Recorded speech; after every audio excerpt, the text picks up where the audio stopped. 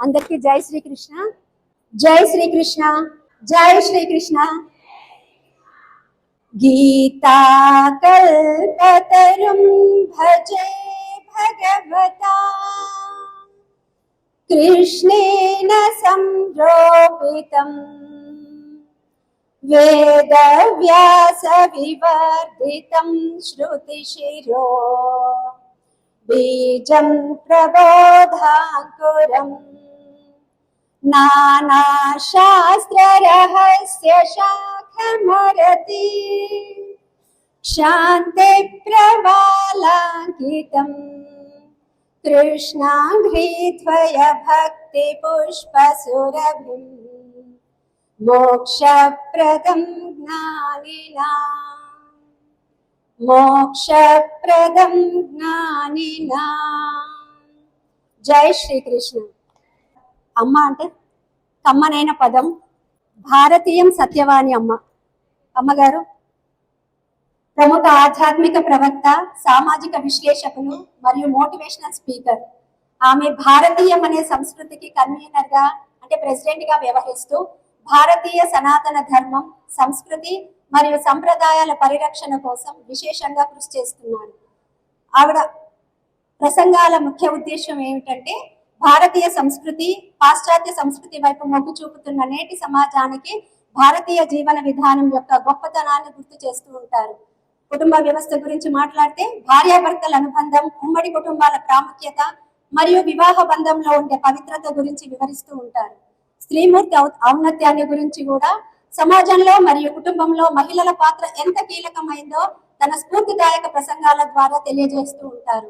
సామాజిక కార్యక్రమాలు మరియు ప్రసంగాల గురించి మాట్లాడితే యువతకు మార్గదర్శనం గురించి ఇంపాక్ట్ ఫౌండేషన్ వంటి ప్రముఖ వేదికపై యువతకు వ్యక్తిత్వ వికాసం అంటే పర్సనాలిటీ డెవలప్మెంట్ మరియు నైతిక విలువలు వాటి గురించి అవగాహన కల్పిస్తూ ఉంటారు.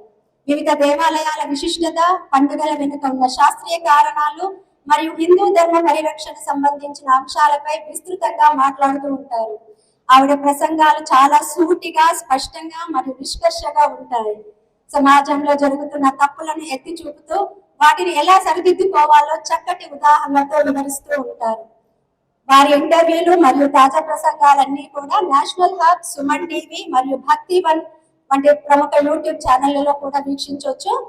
హైదరాబాద్ లోని మియాపూర్, దీప్తి శ్రీనగర్ లో వెలిసిన శ్రీ ధర్మపురి క్షేత్రం నేడు ఆధ్యాత్మికతకు, ధర్మ ప్రచారానికి, భక్తి సంప్రదాయాలకు ఒక గొప్ప కేంద్రంగా నిలిచింది. సర్వదేవతల నిలయంగా ప్రసిద్ధి చెందిన ఈ పవిత్ర క్షేత్రంలో శ్రీ చక్ర సమేత శ్రీ లలితా త్రిపుర సుందరి దేవి, శ్రీ మహిమాన్వితమైన స్ఫటికలింగం, శ్రీ కామాక్షి అమ్మవారు, శ్రీ వారాహి అమ్మవారు, శ్రీ కళ్యాణ వెంకటేశ్వర స్వామి, జ్ఞాన సరస్వతి మాత, అష్టభైరవులు, అయ్యప్ప స్వామి, వ్యాస మహర్షి, నాగదేవతలు, హనుమాన్ స్వామి మరియు అనేక దైవ స్వరూపాలు భక్తులకు దర్శనమిస్తున్నాయి. ఇక్కడ ఉన్న నాంపల్లి బాబా ధ్యాన మందిరం భక్తులకు ప్రశాంతతను, ఆధ్యాత్మిక అనుభూతిని ప్రసాదిస్తోంది. ధర్మపీఠం ద్వారా అనేక ధార్మిక, ఆధ్యాత్మిక కార్యక్రమాలు నిర్వహించబడుతూ సనాతన ధర్మ ప్రచారం నిరంతరం కొనసాగుతోంది. దేశంలోని ప్రముఖ పీఠాధిపతులు, ఆధ్యాత్మికవేత్తలు, మహానుభావులు ఈ క్షేత్రాన్ని సందర్శించి తమ అమూల్యమైన ఆధ్యాత్మిక సందేశాలను అందించడం వల్ల ఈ క్షేత్రం నిజమైన ధర్మక్షేత్రంగా వెలుగుతోంది. థ్యాంక్ యూ అమ్మా. ఈ ధర్మపురి క్షేత్రం మా అందరికీ నిలయంగా మారింది. అలాంటి చిన్న చిన్న ప్రోగ్రామ్స్ చేసుకునే వాళ్ళకి ఆదర్శంగా నిలుస్తోందమ్మా. Thank you so much.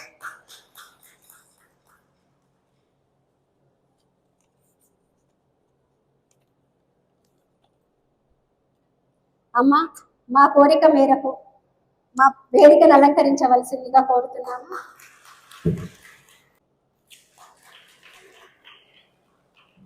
అందరికీ జై శ్రీకృష్ణ. జై శ్రీకృష్ణ. మనం ఇక్కడ ఎలా కలుసుకున్నామో తెలుసా? అందరికీ తెలుసా? ఈ రోజుల్లో నాకు చెప్పలేనంత ఆనందంగా ఉంది, ఎంతో సంతోషంగా ఉంది. 2021లో ప్రారంభించిన మన భగవద్గీత ఆన్లైన్ క్లాసెస్, అదే మన వసుదైక గీతా కుటుంబం మన జీవితాల్లో ఒక కొత్త అధ్యాయానికి నాంది పలికింది. గీతా క్లాస్ అనే పవిత్ర మాధ్యమం ద్వారా ఆన్లైన్ లో మనందరం కలిసే వివిధ ప్రాంతాల నుంచి వచ్చినప్పటికీ ఒకే కుటుంబంగా ఇక్కడ కలవడం ఎంతో విశేషం. అంతేకాకుండా శ్రేష్టమైన పురుషోత్తమమైన మాసాల్లో సర్వదేవతలకు నిలమైన ఈ పవిత్ర ధర్మ కురుక్షేత్రంలో పూజ్య శ్రీమతి సత్యవాణి అమ్మగారి సాన్నిధ్యంలో మనమందరం కలిసి ఉండటం నిజమైన దైవానుగ్రహమే. 2021లో ప్రారంభమైన భగవద్గీత ఆన్లైన్ క్లాస్ అదే మన వసుదైక గీతా కుటుంబం మన జీవితానికి ఒక కొత్త అధ్యాయానికి నాంది పలికాయి. మేమందరం వసుదైక గీత కుటుంబ సభ్యులం. మా అందరి జీవితం ప్రయాణం శ్రీకృష్ణ భగవానుడు మరియు భగవద్గీతతో ముడిపడి ఉంది. భగవద్గీత సందేశాన్ని జీవితంలో ఆచరిస్తూ ఈ రోజు దిగ్విజయంగా 3వసారి గీతా మహాయజ్ఞాన్ని నిర్వహించుకోవడం ఎంతో గర్వకారణం. ఈ కుటుంబంలో కొత్త సభ్యులు మరియు పాత సభ్యులు అందరూ కలిసి ఉండటం మరింత శ్రేష్టం తెచ్చిపెట్టింది. గీతా కుటుంబం అంటే కేవలం ఒక సమూహం కాదు, ప్రేమ, ఆప్యాయత, అనురాగం, పరస్పర గౌరవం, స్నేహభావం కలిసిన ఒక ఆధ్యాత్మిక బంధం. ఒకరిపై ఒకరికి ఉన్న ఆదరణ, గౌరవం వల్లనే ఈ గీతా క్లాస్ ఎలాంటి అరిమరిక లేకుండా విజయవంతంగా ముందుకు సాగుతుంది. ఈ విజయానికి అసలు కారణం శ్రీకృష్ణ పరమాత్మ కృప, గీతామాత ఆశీర్వాదం, అలాగే మీ అందరి సహకారం, ప్రోత్సాహం, విశ్వాసం.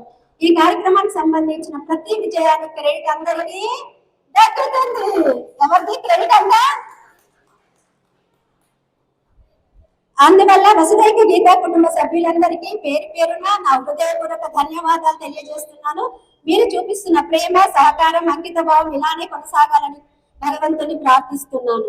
వసుదైక గీతా కుటుంబ సభ్యులందరికీ క్లాప్స్, బిగ్ క్లాప్స్. జై శ్రీకృష్ణ.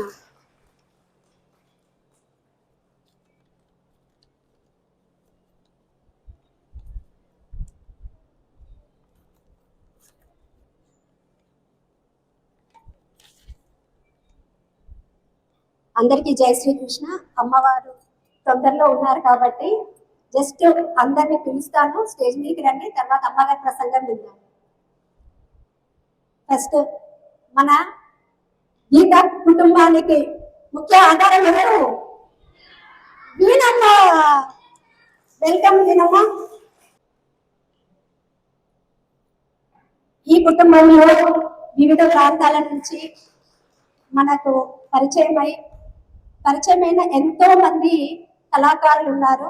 వాళ్ళందరూ యూట్యూబ్ ద్వారా కానివ్వండి, ఇంకా ఇతర మాధ్యమంలో కానివ్వండి, చాలా ఏమంటారు పేరు తెచ్చుకున్న వాళ్ళు ఉన్నారు. సో వాళ్ళు ఒక్కొక్కరిగా పిలుస్తూ ఉంటాను. అమ్మగారి ఆశీర్వాదము ఆవిడ స్పీచ్ తీసుకుందాం. మనం ఉమాపతి నారాయణ శర్మ గారు, నాగరాజు శర్మ గారు. Welcome sir. వెల్కమ్ స్వామి.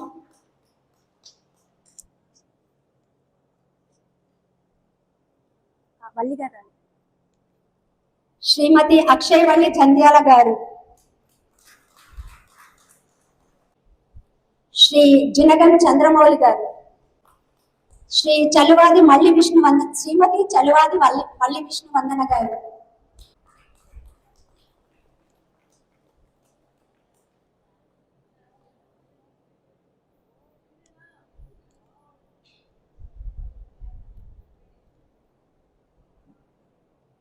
శ్రీమతి జ్యోతిశ్రీ గారు,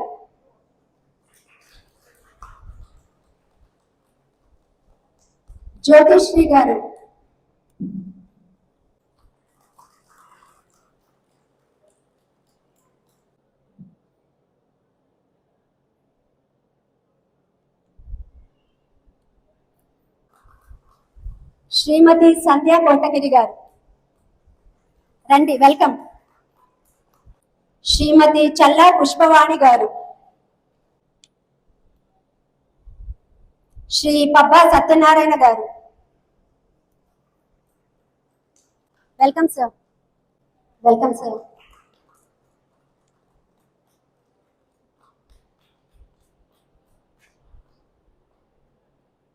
శ్రీమతి తాళ్లపల్లి శోభారాణి గారు.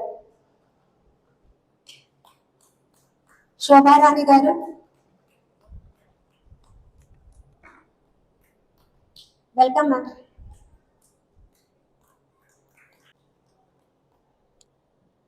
శ్రీమతి పొదిలాంబ అనురాధ గారు. Welcome ma'am.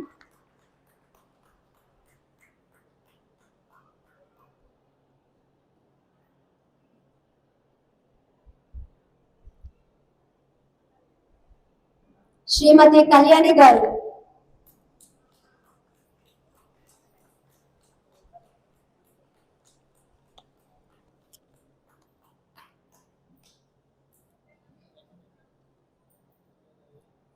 వేదికను అలంకరించిన పెద్దలందరికీ నా హృదయపూర్వక ధన్యవాదాలు. నమస్కారం.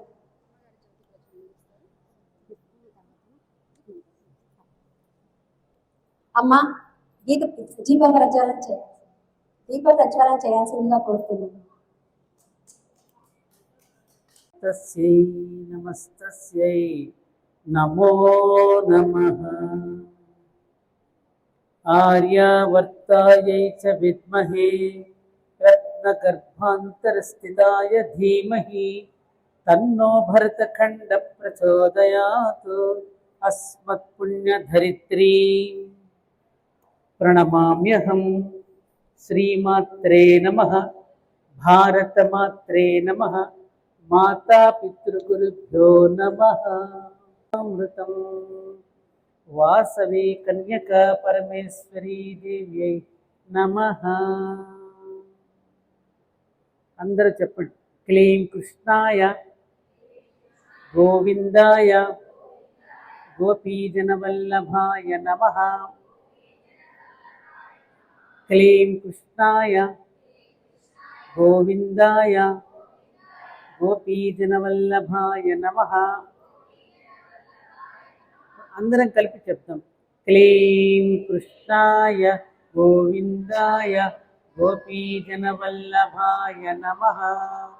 క్లీం కృష్ణాయ గోవిందాయ గోపీజనవల్లభాయ నమః. క్లీం కృష్ణాయ గోవిందాయ గోపీజనవల్లభాయ నమః.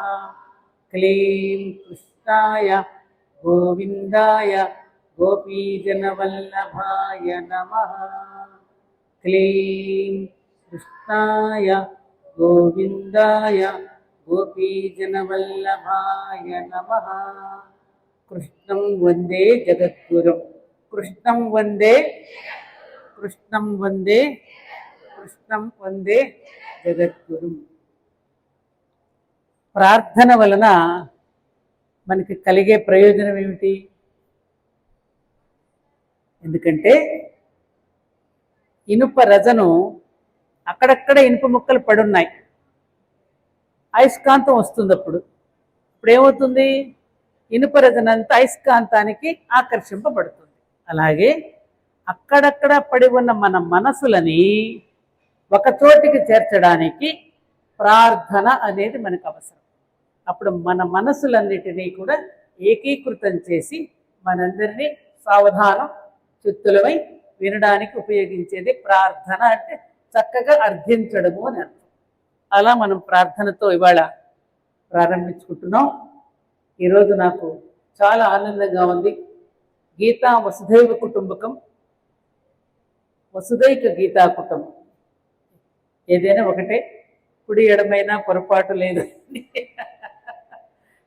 ఏమ్మా, ఈ గీతా కుటుంబాన్ని ఈ రోజున అందరినీ ఒక చోట చూడగలగడం, ఈ చూడగలడానికి కారణభూతురాలైనటువంటి మా వీణా చింతల గారిని, ఆమెకు మేమున్నామంటూ అమ్మవారికి గనక సేనాధిపతులుగా ఎలా అయితే శ్యామలాదేవి, వారాహీదేవి ఇత్యాది దేవతలందరూ సేనాధిపతులుగా ఎలా ఉంటారో, ఆ వీణ మీరందరూ కూడా తంతువులుగా, వీణ మీటితే పాట వస్తుంది కదా, ఆ వీణకు తంతువులుగా మీరందరూ ఉన్నందుకు, మీ అందరినీ ఒకచోట చూడగలుగుతున్నందుకు, ఇలా చూపిస్తున్నటువంటి మా వీణమ్మకి కూడా నేను ఎన్నో ఎన్నో శుభాకాంక్షలు, అభినందనలు తెలియజేసుకుంటూ, సీతకి, ద్రౌపదికి, అనసూయకి, అరుంధతికి ప్రతీకలైన నా మాతృమూర్తులందరికీ శిరస్సు వంచి మనసు వంచి పాదాభివందనం చేస్తున్నా. అదేమిటమ్మా అనొచ్చు, ఎందుకంటే ఈ దేశపు స్త్రీ యొక్క ఔన్నత్యం అటువంటిది కాబట్టి. లేకపోతే ఏమిటమ్మా, ఇంత ఎండ మండుతున్నా, చెమటలు కారుతున్నా, ఎక్కడెక్కడి నుండి వచ్చి మీరు ఈ గీతాయజ్ఞంలో పాల్గొంటున్నారు. దేనికోసం? వెనక కూర్చున్నారే మగవాళ్ళంత పురుషులు, వాళ్ళ కోసం కదా. వాళ్ళందరూ బాగుండాలని, నా భర్త బాగుండాలి, నా పిల్లలు బాగుండాలి, నా కుటుంబం బాగుండాలి, నేనేమైపోయినా పర్వాలా. అది కదమ్మా మన భారతీయ స్త్రీ యొక్క ఔన్నత్యం కదా. మగవాళ్ళు చప్పట్లు కొట్టరే, నమస్కారం చెయ్యరే, వాళ్ళకి తప్పులేదు. స్త్రీకి నమస్కారం చేస్తే మీ అహం దెబ్బతింటుందా? ఆమె మీకు నమస్కారం చేస్తున్నప్పుడు, మాంగళ్యం కట్టినప్పుడు మీరెందుకు నమస్కారం చేయకూడదు? మీరు నారాయణుడు అయినప్పుడు, ఆమె నారాయణి అయినప్పుడు, ఆమె లక్ష్మీదేవిగా అనుకుంటున్నప్పుడు మీరెందుకు నమస్కారం చేయకూడదు? ఇది చేసి చూడే మీ కుటుంబాలు ఎంత బాగుంటాయో.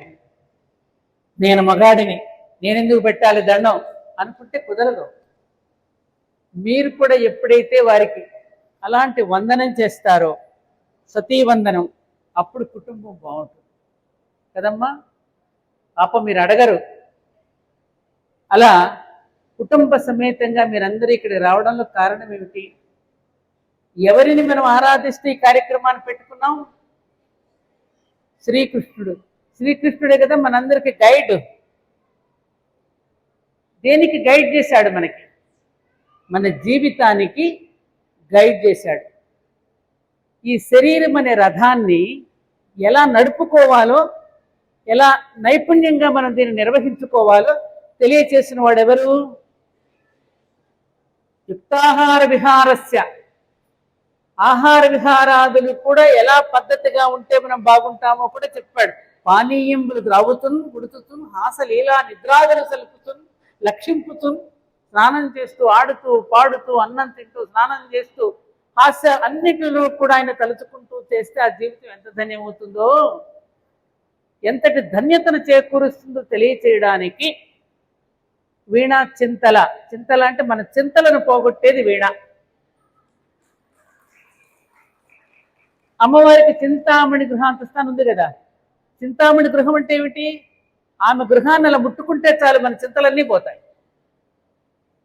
ఎవరో ఒకళ్ళు ఆ విధంగా పరమగట్టుకుని ఇప్పుడు కలియుగంలో శ్రీకృష్ణుడే వచ్చి మనకు బోధిస్తాడా? దైవం మానుష రూపేణ. దైవం ఎవరో ఒకరి శరీరాన్ని తాను ఉపాధిగా చేసుకుని, ఇంటిని కనుక మనం ఎలా అయితే ఒక ఇంటిని అద్దెకు తీసుకుంటామో, భగవంతుడు కూడా ఒక దేహాన్ని అద్దెకు తీసుకుంటాడు. అప్పుడు మనకు చెల్లించే అద్దె ఏమిటి? అబ్బా నా దేహం కదా ధన్యమయ్యింది. ఇప్పుడు ధర్మపురి క్షేత్రం ఉంది, మనం ఎవరు ఇన్స్ట్రుమెంట్. ఇప్పుడు నది భూమి మీదుగా పారుతోంది, నా మీద కాబట్టి పారుతోంది అనుకుంటుందా? నా మీద ఆ నది పారుతూ ఉన్నందుకు నాకు ధన్యత చేకూరుంది అనుకుంటుంది భూమి, పులకిస్తుంది నది తన మీదుగా పారుతున్నందుకు. అలాగే మన దేహాన్ని కూడా ఇటువంటి సత్కర్మలకి సత్సంగాలకి ఎప్పుడైతే మనం ఉపయోగించుకుంటామో అప్పుడు మన జీవితానికి పరమార్థం చేకూరుతుంది కదా. ఆ జీవిత పరమార్థాన్ని నెరవేర్చుకోవడానికి కదా మీరంతా ఇక్కడికి వచ్చారు. ఇది ఎన్నో 3వ యజ్ఞమా 4వ యజ్ఞమా? 3వ యజ్ఞం. కిందటిసారి కూడా నేను చూశాను. ఎక్కడెక్కడి నుంచో మీరందరూ రావడం వల్ల ఏం జరుగుతోంది? ఇప్పుడు వ్యాస మహర్షి భాగవతంలో చెప్పినట్టుగా ఏం చెప్పాడంటే, భాగవతం వ్యాస మహర్షి, ఇది కలియుగం. ఈ కలియుగంలో అందరూ అలసత్వం చెంది ఉంటారు, మందబుద్ధులై ఉంటారు, ఉగ్రరోగ సంకలితులై ఉంటారు, బద్ధకస్తులై ఉంటారు, చీటికి మాటికి దెబ్బలాడుకుంటారు, లోపల ఒకటి పెట్టుకుని పైకి మరోలా మాట్లాడతారు, ఇతరులను మోసం చేస్తూ ఉంటారు. ఏమ్మా, ఇతరుల యొక్క సంపాదనలు దోచుకుంటారు, దాచుకుంటారు, సంప్రదాయాలను వదులుకుంటారు. ఇవన్నీ కలియుగంలో ఉండే మానవుడికి ఉండే అవలక్షణాలు. అందుకని ఈ అవలక్షణాలు ఎవరైతే తమ దరికి రానివ్వకుండా ఉంటారో వాళ్ళ మీదనే మళ్ళీ సత్యయుగం ప్రారంభమవుతుంది. అంటే ఏమిటి? మీరందరూ రేపు రాబోయే సత్యయుగం ప్రారంభం కావడానికి కావలసిన మేలైన విత్తనాలు, మేలైన పునాది రాళ్ళు మీరే. అలా మేలైనటువంటి విత్తనాన్ని తయారు చేయడంలో కొంతమంది వ్యక్తులు నడుం బిగించి ఈ కలి యొక్క ప్రభావానికి అందరూ లోను కాకుండా ఈ భారతీయ సంస్కృతిని, సత్య సనాతన సంప్రదాయాన్ని బీటలు వారనివ్వకుండా కాపాడుకోవడానికి కొందరు తామే నడుం బిగించి కొందరు అవతార పురుషులుగా దిగి వస్తారు, కొందరు సంస్కర్తలుగా దిగి వస్తారు. అలా అనేక మంది మనల్ని ఎప్పటికప్పుడు చెడిపోనివి కూడా రెక్కబట్టుకుని బయటికి తీసి ఆ ఊపిలో పడనీయకుండా కాపాడుకుంటూ ఉంటారు. మనల్ని ఎప్పుడు ఏదో ఒక ఊపిలో పడవేయడానికే వస్తుంది ప్రకృతి. ఇప్పుడు సెల్ ఫోన్ అనే ఒక నెట్ వచ్చింది మన దగ్గరికి. ఒక ఎలుకని నెట్లో వేశాడు, ఒక చేపనో ఒక ఎలుకనో వలలో వేసి పట్టుకుపోతున్నాడు ఒకడు. అదేమంటుంది, నన్ను ఇవాళ వలలో వేసావు కదా, రేపు నిన్ను కూడా ఒక వలలో నేను పడేస్తాను, ఆ నెట్లో కూడా ఇరుక్కుంటే నువ్వు బయటికి రాలేవు. పడ్డామా లేదా? ఇంటర్నెట్ అనే వలలో పడ్డామా లేదా? కొట్టుమిట్టాడుతున్నామా లేదా? ఈ పిల్లలు ఎలా బాగు చేసుకోవాలో తెలియక తలకాయలు పట్టుకుంటున్నామా లేదా? ఏమ్మా, పట్టుకుంటున్నావా లేదా? మరి దీని నుంచి బయటపడటం ఎలాగా? ఈ ఊపిరాడకుండా ఉన్నటువంటి నెట్లో నుంచి మనం బయటికి ఎలా రాగలగాలి? దానికి మార్గం ఏమిటి? సత్సాంగత్యము, భగవదారాధన, సంకీర్తన, భజనలు, సంకీర్తన. ఎప్పుడైతే భగవన్నామం అనేటటువంటి ఒక రేఖ మన ముందు ఉంటుందో, సీతాదేవి కనుక రావణాసురుడు వస్తే ఒక గడ్డి పరికర మంత్రించి దాటమంటే కాలిపోతావు జాగ్రత్త అని. అలాగే మన దగ్గర ఎప్పుడైతే భగవంతుడికి ఆరాధిస్తున్న మన చుట్టూ ఉండే ఆరా ఏదైతే ఉంటుందో అది మిమ్మల్ని రక్షిస్తూ ఉంటుంది. జయ శ్రీకృష్ణ, జయ శ్రీకృష్ణ మీరు అంటూ ఉంటే మీ దగ్గరికి చేరనివ్వదు, మీ పిల్లల్ని పాడవనికుండా చేస్తుంది, రక్షిస్తుంటూ ఉంటాడు అతను, రక్షకుడు. ఈ సూక్ష్మం తెలియక అనవసరంగా డాక్టర్ల దగ్గరికి వెళ్ళి, మానసిక శాస్త్రవేత్తల దగ్గరికి వెళ్ళి, మా పిల్లవాడు ఇలా అయిపోతున్నాడండి, డిప్రెషన్ వచ్చేస్తుంది, ఏడ్ చేస్తున్నాడు, లేదా డ్రగ్స్కి అలవాటు పడిపోతున్నాడు, మత్తు పానీయానికి అలవాటు పడిపోతున్నాడు, వీళ్ళు ఎలాగండి బాగు చేసుకోవటం కౌన్సిలింగ్ సెంటర్లకు తీసుకెళ్తున్నారు తప్ప, అది అసలైనటువంటి గొప్ప కౌన్సిలర్ ఎవరయ్యా అంటే శ్రీకృష్ణుడే. ఆయనకంటే మించిన పర్సనాలిటీ డెవలప్మెంట్ ఇంకెవరికి తెలుసు? ఆయన చెప్పిందంతా మన పర్సనాలిటీ డెవలప్మెంటే కదా. ఓ మానవా, ఈ విషాద యోగం నుండి రాజయోగులకు రమ్మని చెప్తున్నాడు. ఎందుకు ఇలా ఏడుస్తున్నా? నీకు ఒక రాజమార్గం చూపిస్తాను కదా నేను, ఆ రాజమార్గంలో నడవంటే మనం నడవలేకపోతున్నామే, ఏడుస్తున్నామే. మరి దానికి మార్గం ఇంత సులువుగా చెప్పినట్టు కలవు కేశవ కీర్తన. ఏమన్నాడు? ఈ కలియుగంలో కేశవనామం ఒక్కటే మనల్ని రక్షిస్తుంది. నువ్వు యజ్ఞయాగాది క్రతువులు అక్కర్లేదు. ఎందుకంటే యజ్ఞయాగాది క్రతువులు చేయాలంటే చేసేవారిలో చిత్తశుద్ధి ఉండాలి, వేసే ద్రవ్యంలో ఏ రకమైనటువంటి కలుషితం లేకుండా ఉండాలి, మనసు నిశ్చలంగా అక్కడ కూర్చోగలగాలి. అక్కడే ఫోన్లు వస్తుంటే మనం అక్కడే మాట్లాడుతుంటాం, అక్కడే మన మనసు ఎక్కడో ఉంటుంది, దాని మీద నిశ్చలంగా పెట్టలేము. ఎందుకంటే కలి యొక్క లక్షణాలు వచ్చేస్తున్నాయి. మన తప్పు కాదది, కలి మనల్ని ఆవహించేస్తున్నాడు. అందుకని ఏం చెప్పారు? మీకు కలియుగంలో తరించకోరిన వాళ్ళకి కలియుగంలో సూక్ష్మమైన పద్ధతి ఒక్కటే, నామస్మరణ, నామస్మరణ, నామస్మరణ. జయ శ్రీకృష్ణ, జయ శ్రీరామ్, జయ శ్రీకృష్ణ లాంటివి ఎప్పుడు మనం అనుకుంటూ అనుకుంటూ ఓం నమో భగవతే వాసుదేవాయ, శ్రీమాత్రే నమః, ఓం నమో నారాయణాయ, ఇలాంటి అద్భుతమైనటువంటి మంత్రాలు మనకి ఇచ్చారు. వాటిని జపించుకుంటూ ఉంటే ఎవ్వరు మన దరికి కూడా చేరరు. అటువంటి గొప్ప సులువైనటువంటి మార్గాన్ని ఇచ్చారు. అందుకనే పార్వతీదేవి కూడా పరమశివుడిని అడుగుతుంది ఏమని? హే నాథ, కలియుగంలో ఉన్నటువంటి భక్తులకి, మానవులకి సహస్రనామార్చన చేయాలంటే ఒళ్ళు వంగదు, కూర్చోలేరు, నడువు నొప్పి, కాళ్ళు నొప్పి. ఇప్పటికే మనం చూస్తున్నాం కదమ్మా, పీటల మీద కూర్చొని కన్యాదానాలు చేస్తున్నారు పాపం, అవునా?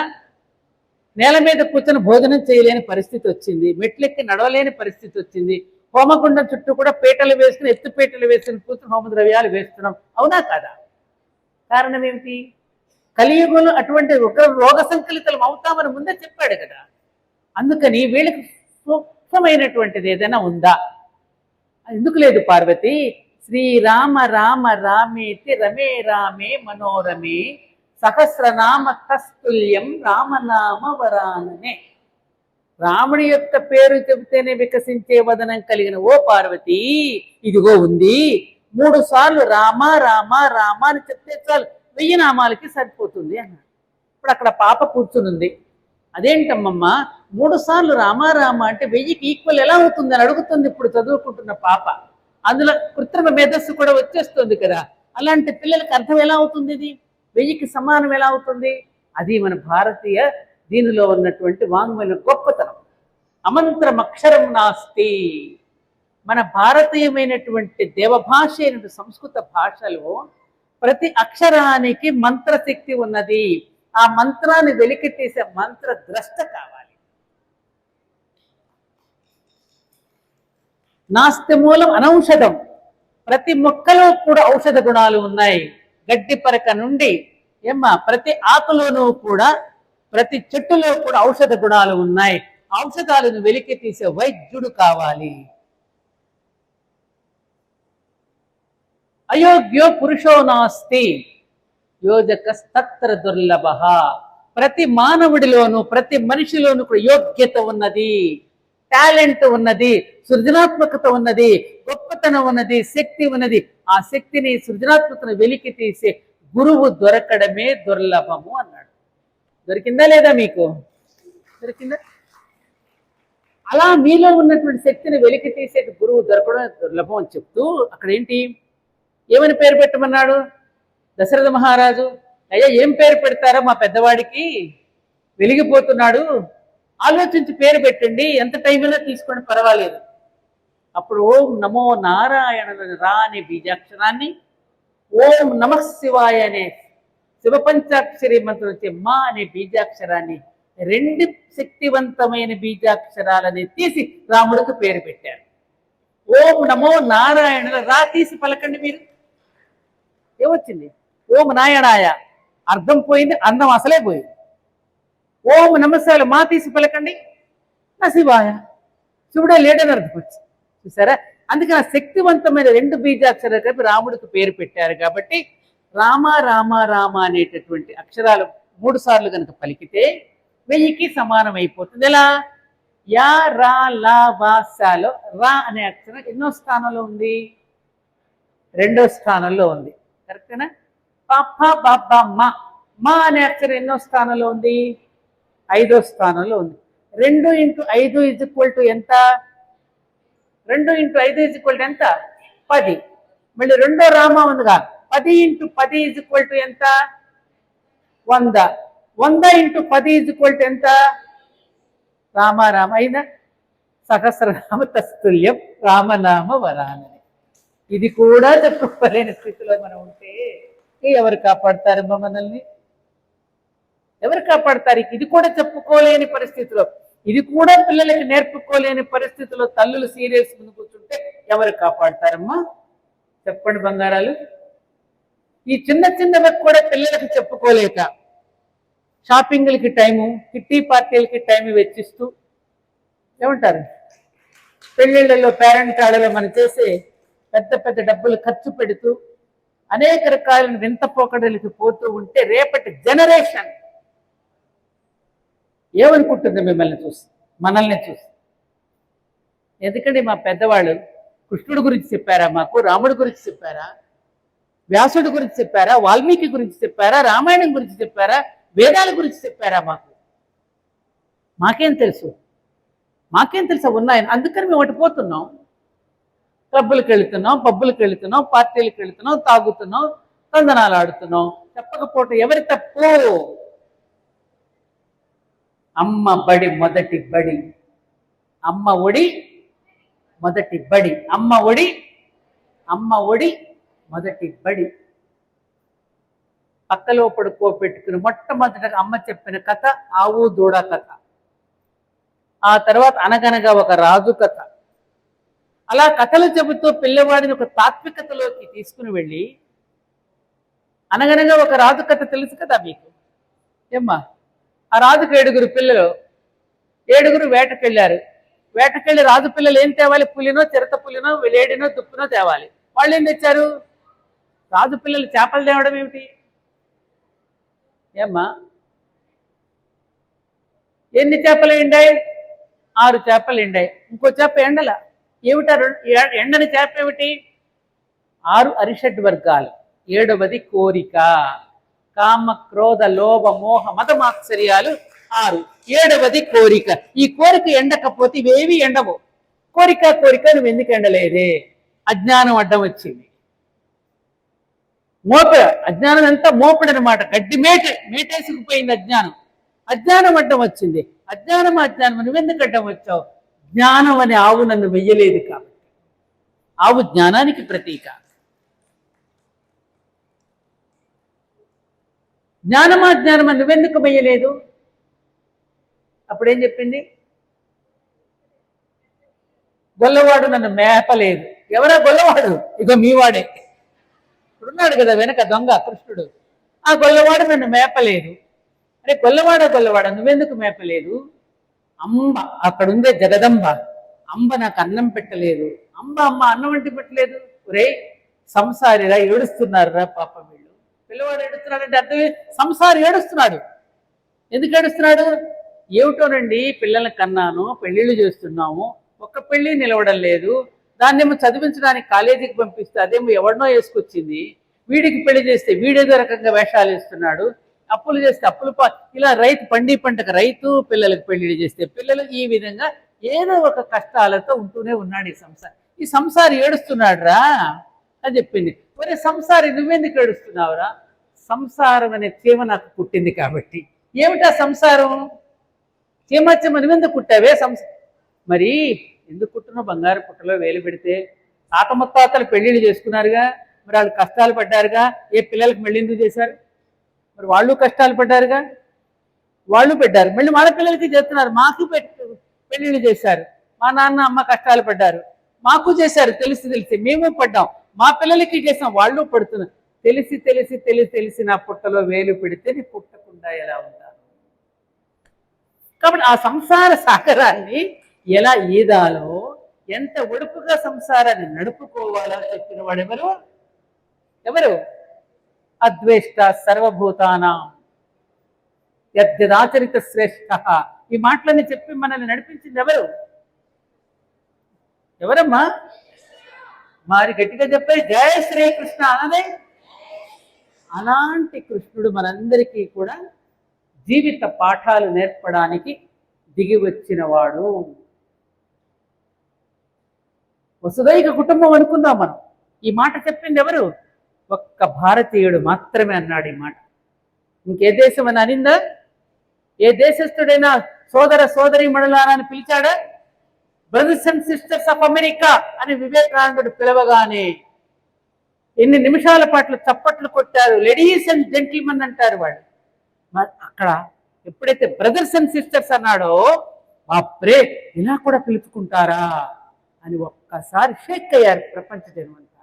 అది మన భారతీయత, అది మనదైనటువంటి సంస్కృతి, అది మనదైనటువంటి సంప్రదాయం. ఈ దేశంలో స్త్రీకి ఎంత గౌరవం ఉన్నది. అక్కడేమంటారు? మిస్టర్ అండ్ మిస్సెస్ అంటారు. ఇక్కడేమంటారు? శ్రీమతి అండ్ శ్రీ. భార్యాభర్తలు. భార్యకే మొదటి స్థానం ఉన్నది. పార్వతీ పరమేశ్వరులు, సీతారాములు, గోమాత, భారత మాత, ప్రకృతి మాత, అంతా కూడా నదీ మాత, అంతా ప్రకృతే. ఈ మధ్యనే నేను ఒక సినిమాలో పాట చూస్తాను. మనకన్నిటికీ పర్సానిఫికేషన్, ఒక మానవీయతను జోడించి చెప్పుకోవడం అనేది మన భారతీయ గొప్పతనం. ఏదో సినిమా చిరంజీవి హీరోయిన్స్ పాడుతూ ఉంటారు, ఈ నదులన్నీ కూడా సముద్రంలోనే కదమ్మా కలిసేది అంటాడు. ఎవరు? చిరంజీవి. సముద్రుడే కదా ఆఖరికంటే.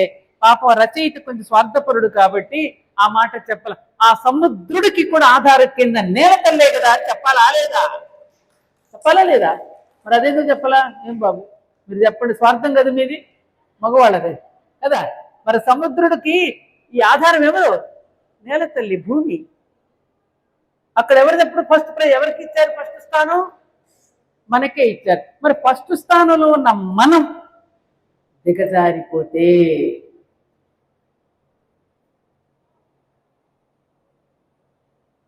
అలాంటి ఉన్నత స్థితిలో మనమే హక్కుల కోసం పోరాడుతూ ఉంటే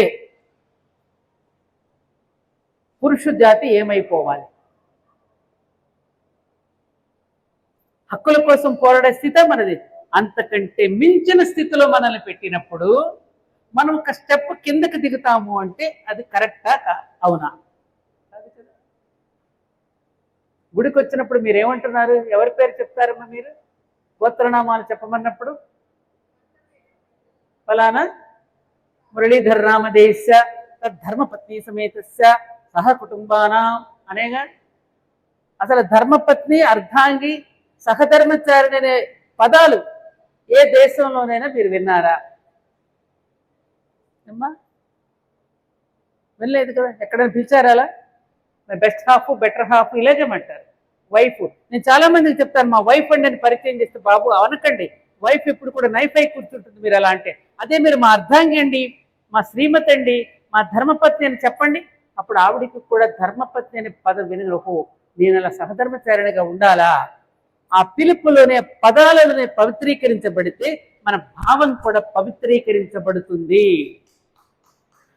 అమ్మ అని పిలిచినప్పటికీ, మమ్మీ అని పిలిచినప్పటికీ ఎంత తేడా ఉంటుందో గమనించండి మీరు. ఏమ్మా, నాన్న అని పిలిచినప్పటికీ, డాడీ అని పిలిచినప్పటికీ తేడా ఉందా లేదా? అది మన భాషకున్నటువంటి ఆ సంస్కరించబడినటువంటి, ఆ భాషకున్నటువంటి ఔన్నత్యం అది.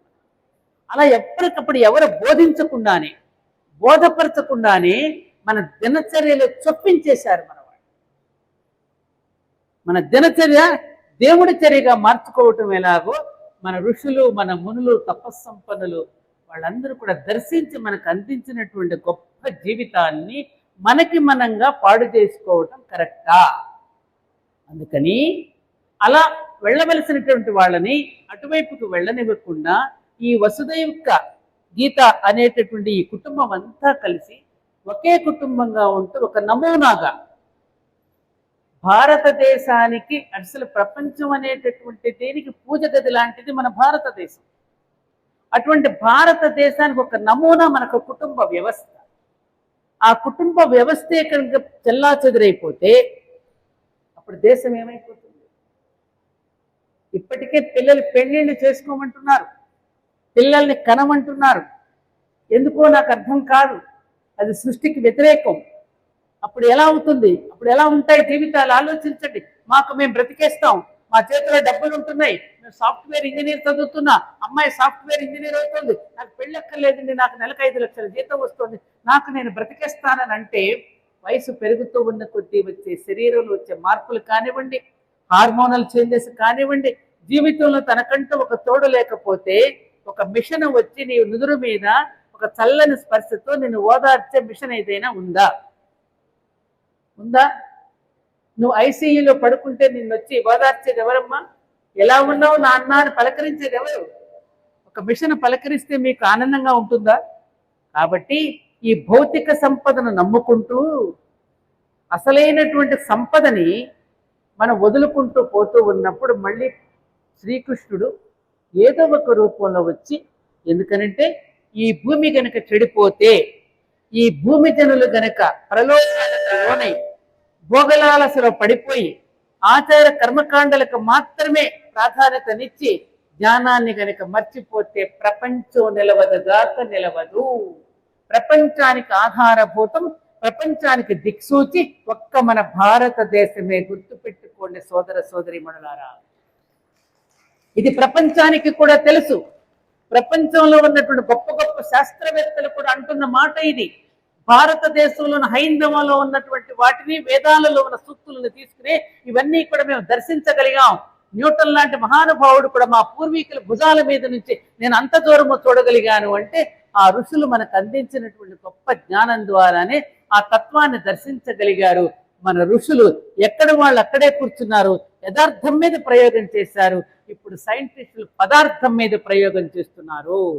గుర్తుపెట్టుకోండి, విశ్వామిత్రుడు వీళ్ళందరూ ఎక్కడ వాళ్ళు అక్కడే కూర్చున్నారు. సూర్యమండలానికి వెళ్ళారు, చంద్రమండలానికి వెళ్ళారు, త్రిలోకాలు వెళ్ళారు, దర్శించారు, గాయత్రి మంత్రాన్ని మనకు అందించారు. ఇప్పుడు రష్యాలో ఏం జరుగుతుందో తెలుసా మీకు? ఆనాడు శ్రీకృష్ణుడు కురుక్షేత్రంలో మాట్లాడిన భగవద్గీతను, ఆయన మాట్లాడిన మాటలని స్పేస్ లో అప్పుడు రికార్డ్ అయినటువంటి మాటల్ని ఇప్పుడు వాటిని టేప్ లో రికార్డు చేయడానికి కొన్ని ఏళ్లుగా ప్రయత్నం జరుగుతోంది. తప్పకుండా ఇది సత్ఫలితాలను ఇస్తుంది. ఇప్పుడు నేను మాట్లాడే ఈ మాటలు, మీరు మాట్లాడే ఈ మాటలు, మీరు కొట్టే ఈ చప్పట్లన్నీ కూడా స్పేస్ లో రికార్డ్ అవుతాయి. శబ్దాన్ని గ్రహించేది ఆకాశం కాబట్టి దానిని బట్టే మనకి టేప్ రికార్డర్ తయారయ్యింది. ఇప్పుడు అట్లా ఆనాడు శ్రీకృష్ణుడి యొక్క ఒరిజినల్ వాయిస్ ని, శ్రీకృష్ణుడి యొక్క సిసలైన అసలు కంఠాన్ని రికార్డు చేయడానికి ఇప్పుడు రష్యాలో ప్రయోగాలు జరుగుతున్నాయి. ఎంత ఆశ్చర్యకరమైన విషయం ఇది. కాబట్టి ఆత్మీయ బంధువులారా, ఇలాంటి సత్సంగాలు, ఇలాంటి సద్గోష్ఠులు అక్కడక్కడ జరుగుతూ ఉండవలసిందే. అలా జరగకపోతే, మనం గనుక దీనికి నడుము బిగించకపోతే, ఈ భూమి మీదకి మానవుడిగా పుట్టినందుకు మనం వ్యర్థం. తినిపోవడానికి వచ్చామా మనం? ఏమండి, మిగతా జీవరాశులన్నీ చూస్తున్నాం. 84 లక్షల జీవరాశులను చూస్తున్నాం మనం. వాటి ఆహారాన్ని అవే సంపాదించుకుంటున్నాయే. చీమలు తమ ఆహారాన్ని తమ సంపాదించుకుంటున్నాయి, కోడి తన ఆహారాన్ని తను సంపాదించుకుంటుంది, కుక్క తన ఆహారాన్ని తను సంపాదించుకుంటుంది, పక్షులు తమ గూడు తాము కట్టుకుంటున్నాయి. అవి ఏ కళాశాలకు వెళ్ళి చదువుకోలేదే, ఏ డిగ్రీలు తెచ్చుకోలేదే. ఆ పక్షి గూడు కట్టిన విధానం చూడండి, పర్యావరణం పట్ల వాటికి ఉన్న శ్రద్ధ చూడండి. మొన్న నేను అక్కడ కూర్చుని ఉన్నానండి, ఒక పిల్లి వచ్చింది. ఆ పిల్లి మలాన్ని విసర్జించడానికి తన గోళ్లతో ఒక గొయ్యి తీసింది, మలాన్ని విసర్జించిన ఆ మట్టిని కప్పేసింది. అదే మానవుడికి లేదే ఇంత జ్ఞానం? ఎలా పెట్టాడు భగవంతుడు దీనికి? ఎక్కడో ఉన్న పంచదార డబ్బాలో పోసి మనం మర్చిపోతాము. ఆ పంచదార ఎక్కడ ఉందో చీమకి ఎలా తెలిసింది? అది అక్కడికి వెళ్ళి చీమ తెచ్చుకుంది పంచదారని. కరెక్ట్ గా మన గడియారం ఆగిపోతే, మన గడియారాలు పనిచేయకపోతే కరెక్ట్ గా 4 గంటలకు కుక్కురోపని కోడి కూస్తుంది. ఆ టైం దానికి ఎలా తెలిసింది? ఇంటికి దొంగ వస్తున్నాడో దొరొస్తున్నాడో మనకు తెలియదే. ఆ కుక్కకి ఎలా తెలిసింది? ఎలా మొరుగుతోంది? అది కాలజ్ఞానాన్ని ఎలా చూపిస్తోంది? పంది అది పరమజ్ఞాని, సహ్యవాస్యము లేదు, అది బురదలో ఉంటుంది, బురదలో జీవిస్తుంది. రామాన్ని హాయిగా ఏసీ రూమ్ లో పడుకోబెడతారంటే రాదే. చీమ సిద్ధజ్ఞాని, కోడి కాలజ్ఞాని, కుక్క సుజ్ఞాని, పంది పరమజ్ఞాని, మానవుడే అజ్ఞాని అన్నాడు యోగి వేమన. అలాంటి అజ్ఞానంలో ఉన్న మానవుల యొక్క మనసులని ఎప్పటికప్పుడు తుడిచిపెట్టడానికి ఉపయోగపడేవే ప్రవచనము. స్వాధ్యాయ ప్రవచనాభ్యామున ప్రమదితవ్యం, దేవపితృ కార్యాభ్యామున ప్రమదితవ్యం. ఎక్కడ దేవతల కార్యక్రమాలు జరుగుతూ ఉంటాయో, పితృ కార్యక్రమాలు జరుగుతూ ఉంటాయి, అక్కడికి వెళ్ళి నీ వంతుగా తప్పకుండా నువ్వు పాల్గొను.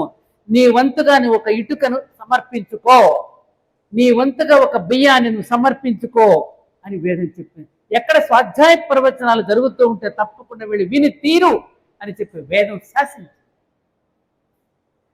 ఏమని శాసించింది? స్వాధ్యాయ ప్రవచనాభ్యాం న ప్రమదితవ్యం, ఏమరపాటు చెందకు. దేవపితృ కార్యాభ్యాం న ప్రమదితవ్యం. ఎక్కడ దేవతల కార్యక్రమాలు, పితృ కార్యక్రమాలు అక్కడ తప్పకుండా నీ వంతుగా సమర్పించుకో.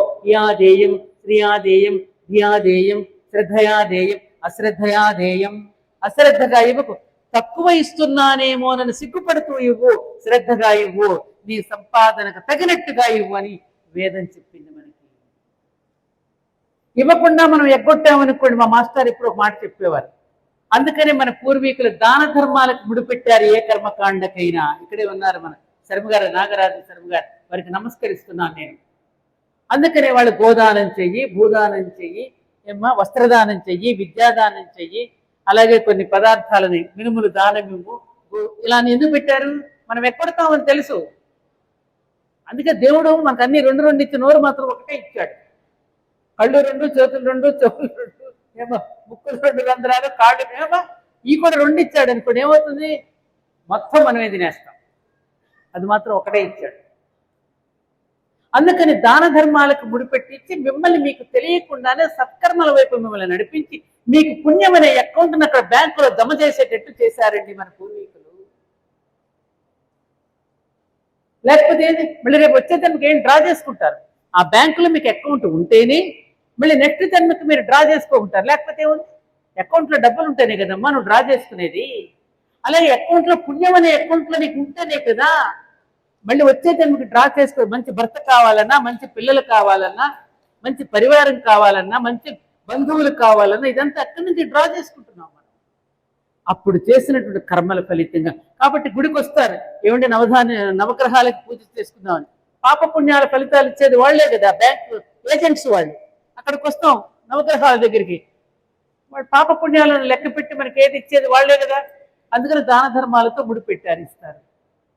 అందుకని పూర్వం మనం చేసుకున్న దుష్కర్మలకి సత్కర్మ మాత్రమే ఔషధము, రెమెడీ. ఏమండి ఈ పాపాన్ని నేను ఎలా పోగొట్టుకోవాలి అంటే నువ్వు ఒక సత్కర్మ చెయ్యరా అని చెప్తారు. అందులో అటువంటి సత్కర్మలు ఆచరించడంలో వైశ్యులకు మించిన వాడు లేరమ్మా. అది మాత్రం నేను చాలా ఘంటాపథంగా చెప్పగలను. ఎందుకంటే ఇప్పటికీ ఆధ్యాత్మిక కార్యక్రమాలు జరుగుతున్నా, దేవాలయాలు సక్రమంగా నిర్వహింపబడుతున్నాయి అంటే తాము సంపాదించిన ధనాన్ని కొంతవరకు సమాజానికి సమర్పించుకుంటూ ఇటువంటి కార్యక్రమాలు ఆనాడు స్వతంత్ర సంగ్రామం దగ్గర నుంచి ఇప్పటి వరకు కూడా ఆలయ సంరక్షణ అనేటటువంటిది వైశ్యుల వల్లే జరుగుతోందని నేను చాలా సందర్భాల్లో చెప్పాను, ఇప్పుడు కూడా చెప్తున్నాను. కాబట్టి ఆ సత్కర్మలు మనం ఆచరిస్తూ ఉంటే దుష్కర్మలు దూరమైపోయి మన జీవితాలు హాయిగా ఉంటాయి. ఇవే శ్రీకృష్ణుడు 18 అధ్యాయాలలో చెప్పినటువంటివన్నీ కూడా మన జీవితానికి సంబంధించినవే. ఏ శ్లోకం మీరు తీసుకున్నారు,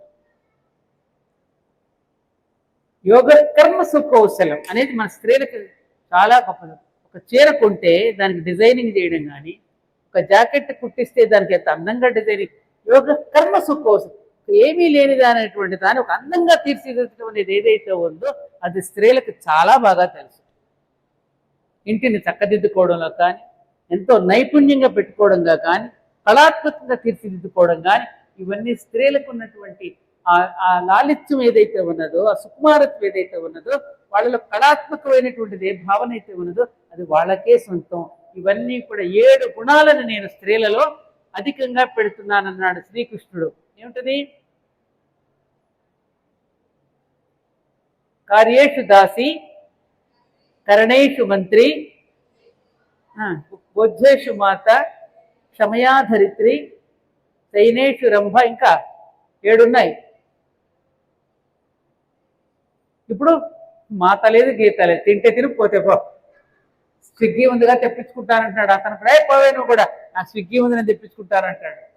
దగ్గరికి వచ్చి ప్రేమగా వడ్డించి, కొసరి వడ్డించి ఆరోగ్యం చూసేటటువంటి వాళ్ళు లేరు అనేటువంటి విషయాన్ని ఉన్నప్పటికీ కూడా ఈ మొదనష్టపు దీనిలో వచ్చిన రీల్స్ స్త్రీలను పూర్తిగా దుర్మార్గులుగా, భర్తలను పట్టించుకోని వాళ్ళుగా, స్వార్థపరులుగా, గయ్యాళులుగా, దుర్మార్గులుగా సీరియల్స్ చూపిస్తూ రీల్స్ కనుక పంపిస్తూ ఉంటే ఎంజాయ్ చేస్తున్నాం మన అందరం. ఎంత దౌర్భాగ్యం అండి ఇది. మీరు కాదు, మొత్తం చెప్తున్నామా. మీరు అది చేసి ఇక్కడికి ఎందుకు వస్తారు కదా. అలాంటి దీంట్లో పడిపోతున్నాం. అది పడిపోతే పడిపోతాం, పతనమైపోతాం. అది పరిస్థితి. అలాంటి దీనస్థితి నుండి మళ్ళీ మానవుడిని కాపాడుకోవాలి అంటే మనం ఇలాంటి కార్యక్రమాలు తరచూ జరుపుకుంటూ, ఇలాంటి యజ్ఞాలు ఎన్నో మనం చేసుకుంటూ, అందరం కలిసి ఈర్ష్య అసూయలకి దూరంగా ఉంటూ, విమర్శలకి, రంధ్రాన్వేషణకి, ఎవరైనా ఒక పని చేస్తూ ఉన్నప్పుడు స్వామి వివేకానందుడు చెప్పినట్టుగా భారతదేశాన్ని బాగా అలుముకుపోయి ఉన్నది అసూయ. అసూయ అసూయ ఇది సర్వశక్తి సమోపేతుడైనటువంటి భగవంతుడు కూడా ఏమీ చెయ్యలేని నిస్సహాయ స్థితిలో పడిపోయాడు అని చెప్పాడు. 3 కలిసి 3 నాళ్ళు చక్కగా పనిచేయే స్థితిలో పడిపోతున్నారు. 3 పార్టీలు పెట్టేస్తారు, 3 రోజులు పనిచేస్తారు, 3 పార్టీలు వచ్చేస్తాయి.